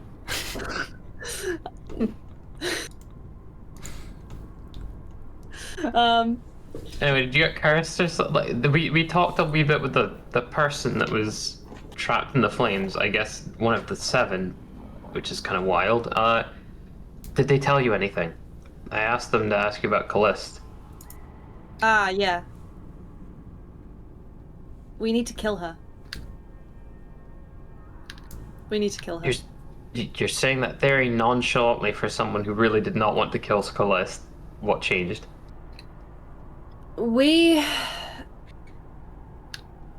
She can be revived. She was once mortal. There is still a mortal in there. And like with mortals, her soul can be bound to the body, I believe. And then we revive her, not him. Oh, okay. That simplifies things at least. We know we need to kill them. Also, I think I know where your contract is. Oh? I literally point out the door to that fire pit. I think it's in fucking there. Have we gone down there yet? It had a really long Fire poker pit. in it, didn't it? It had It's a really a fire pit. big old poker in it. Yeah, like a 4.5 foot long poker with like weird sections at the end of it. Oh my god, it's a fucking key. I'm gonna kill everyone and then myself. So- Right, you seem different since you've touched base with a god. I think I'm just getting off. Hang on, let me just. He had mad negative vibes. Also, would I think he's aged since his time with Asmodeus. I mean, Anyway, the figure you saw in the mirrors was definitely younger, but not that much younger. Like, the beard still was salt and pepper when the few times you saw it poking out. But in this realm, it was just white. It was short, sort of goatee-like beard, just trimmed. Nothing fancy. so we're sure it's the same person, right? Oh, it's definitely the same person, yeah. Okay. He's gotten older. Interesting. Alright. Guys, grab your goodies. And let's go. Prod, so serene. He's so serene, he's just gonna literally just stride out. Okay. I'm just gonna grab that spell. With one of the orbs, he's planning to put the orb back where it was in the ballroom. Okay. Yeah. Can I very quickly look at the book that he touched once he was like first came in? That was like the blue and gold. There's a book bound in blue with gold lettering down the spine. Lettering that you do not recognize. It is not a language you are familiar with. But you pull it off the shelf, look inside, and it is a spell book of some form. Very old spell book. Okay. Very old. I'd like to take it with me. Okay. Yeah. I will send you the items in specific later, but for the moment, Okay. Prod, you return the containment sphere to its pedestal in the ballroom. Who's going to take a look at the fireplace? Guess I'll have a look at it. I'll go look too. Yeah. It doesn't take... While they're all heading out of this place, can I relock the door? It would take a little bit of time to do that, and you don't even know if it's possible to withdraw the discs from the locks. Okay. I take the chair that's in there. I try and shimmy it up against the handle. There's no handle. They're giant, like, golden doors. There's no handle. They're a push. Just writing a note and sticking it up with an arrow or something like no entry. Naughty, naughty. Yeah, literally just go, do not disturb. Do not disturb. Do not disturb. You just write do not disturb on the door and just close it. Yeah. I mean, there's only so much we can do. Out garden. Yeah. Okay. Yeah. Arcus, Darren, now that you know what you're looking for, it doesn't take much to find it. By this point, the flames in this pit have smoldered down into embers. It's still warm, but it's not hot, so you brush it aside. You look at the fire poker that Prod saw earlier that was kind of like sticking up at an angle out of this, and you look down and there's like a large star-shaped keyhole inset into the floor that's just been covered over by ash, and the poker was kind of at an angle when you first walked in, so it didn't look like much. You insert the key itself into the lock, and you twist, and the moment you do, you feel this whole stone area rumble and start to descend into the floor. Ah, fuck, shit. Bride's leaving. You run, leap over into the elevator as it lowers itself out of the floor and down into the depths of the Palace of Asmodeus. What happens? I'm making eye contact with the imp. You watch as Eshank sort of flies around above you, gives you a thumbs up, winks, and then leaves. Yeah. And that is where we're going to end our session for today. Thank you all very much for joining us. We're gonna have to kill him. No, I don't. I genuinely think you're wrong. I think, yeah, he's probably a bad person in disguise as a little imp, but I think he might be on our side. Steven, I think we're gonna have to kill this guy. The longer this goes on, the more convinced I'm he's Asmodeus in disguise or something. Oh no, the DM would never do such a thing like that. Lucian's too sweet. I will say nothing on this subject. But thank you all very much for joining us this evening. We will be back in 2 weeks' time for the exploration of perhaps the vaults of Asmodeus. For now, ladies and gentlemen, thank you all very much for joining us. We are going to go and raid a wasted space. Have a very good evening and a very good night. And we shall see you all next time. Say goodbye, my punctual players. Goodbye, my punctual Bye, players. punctual players.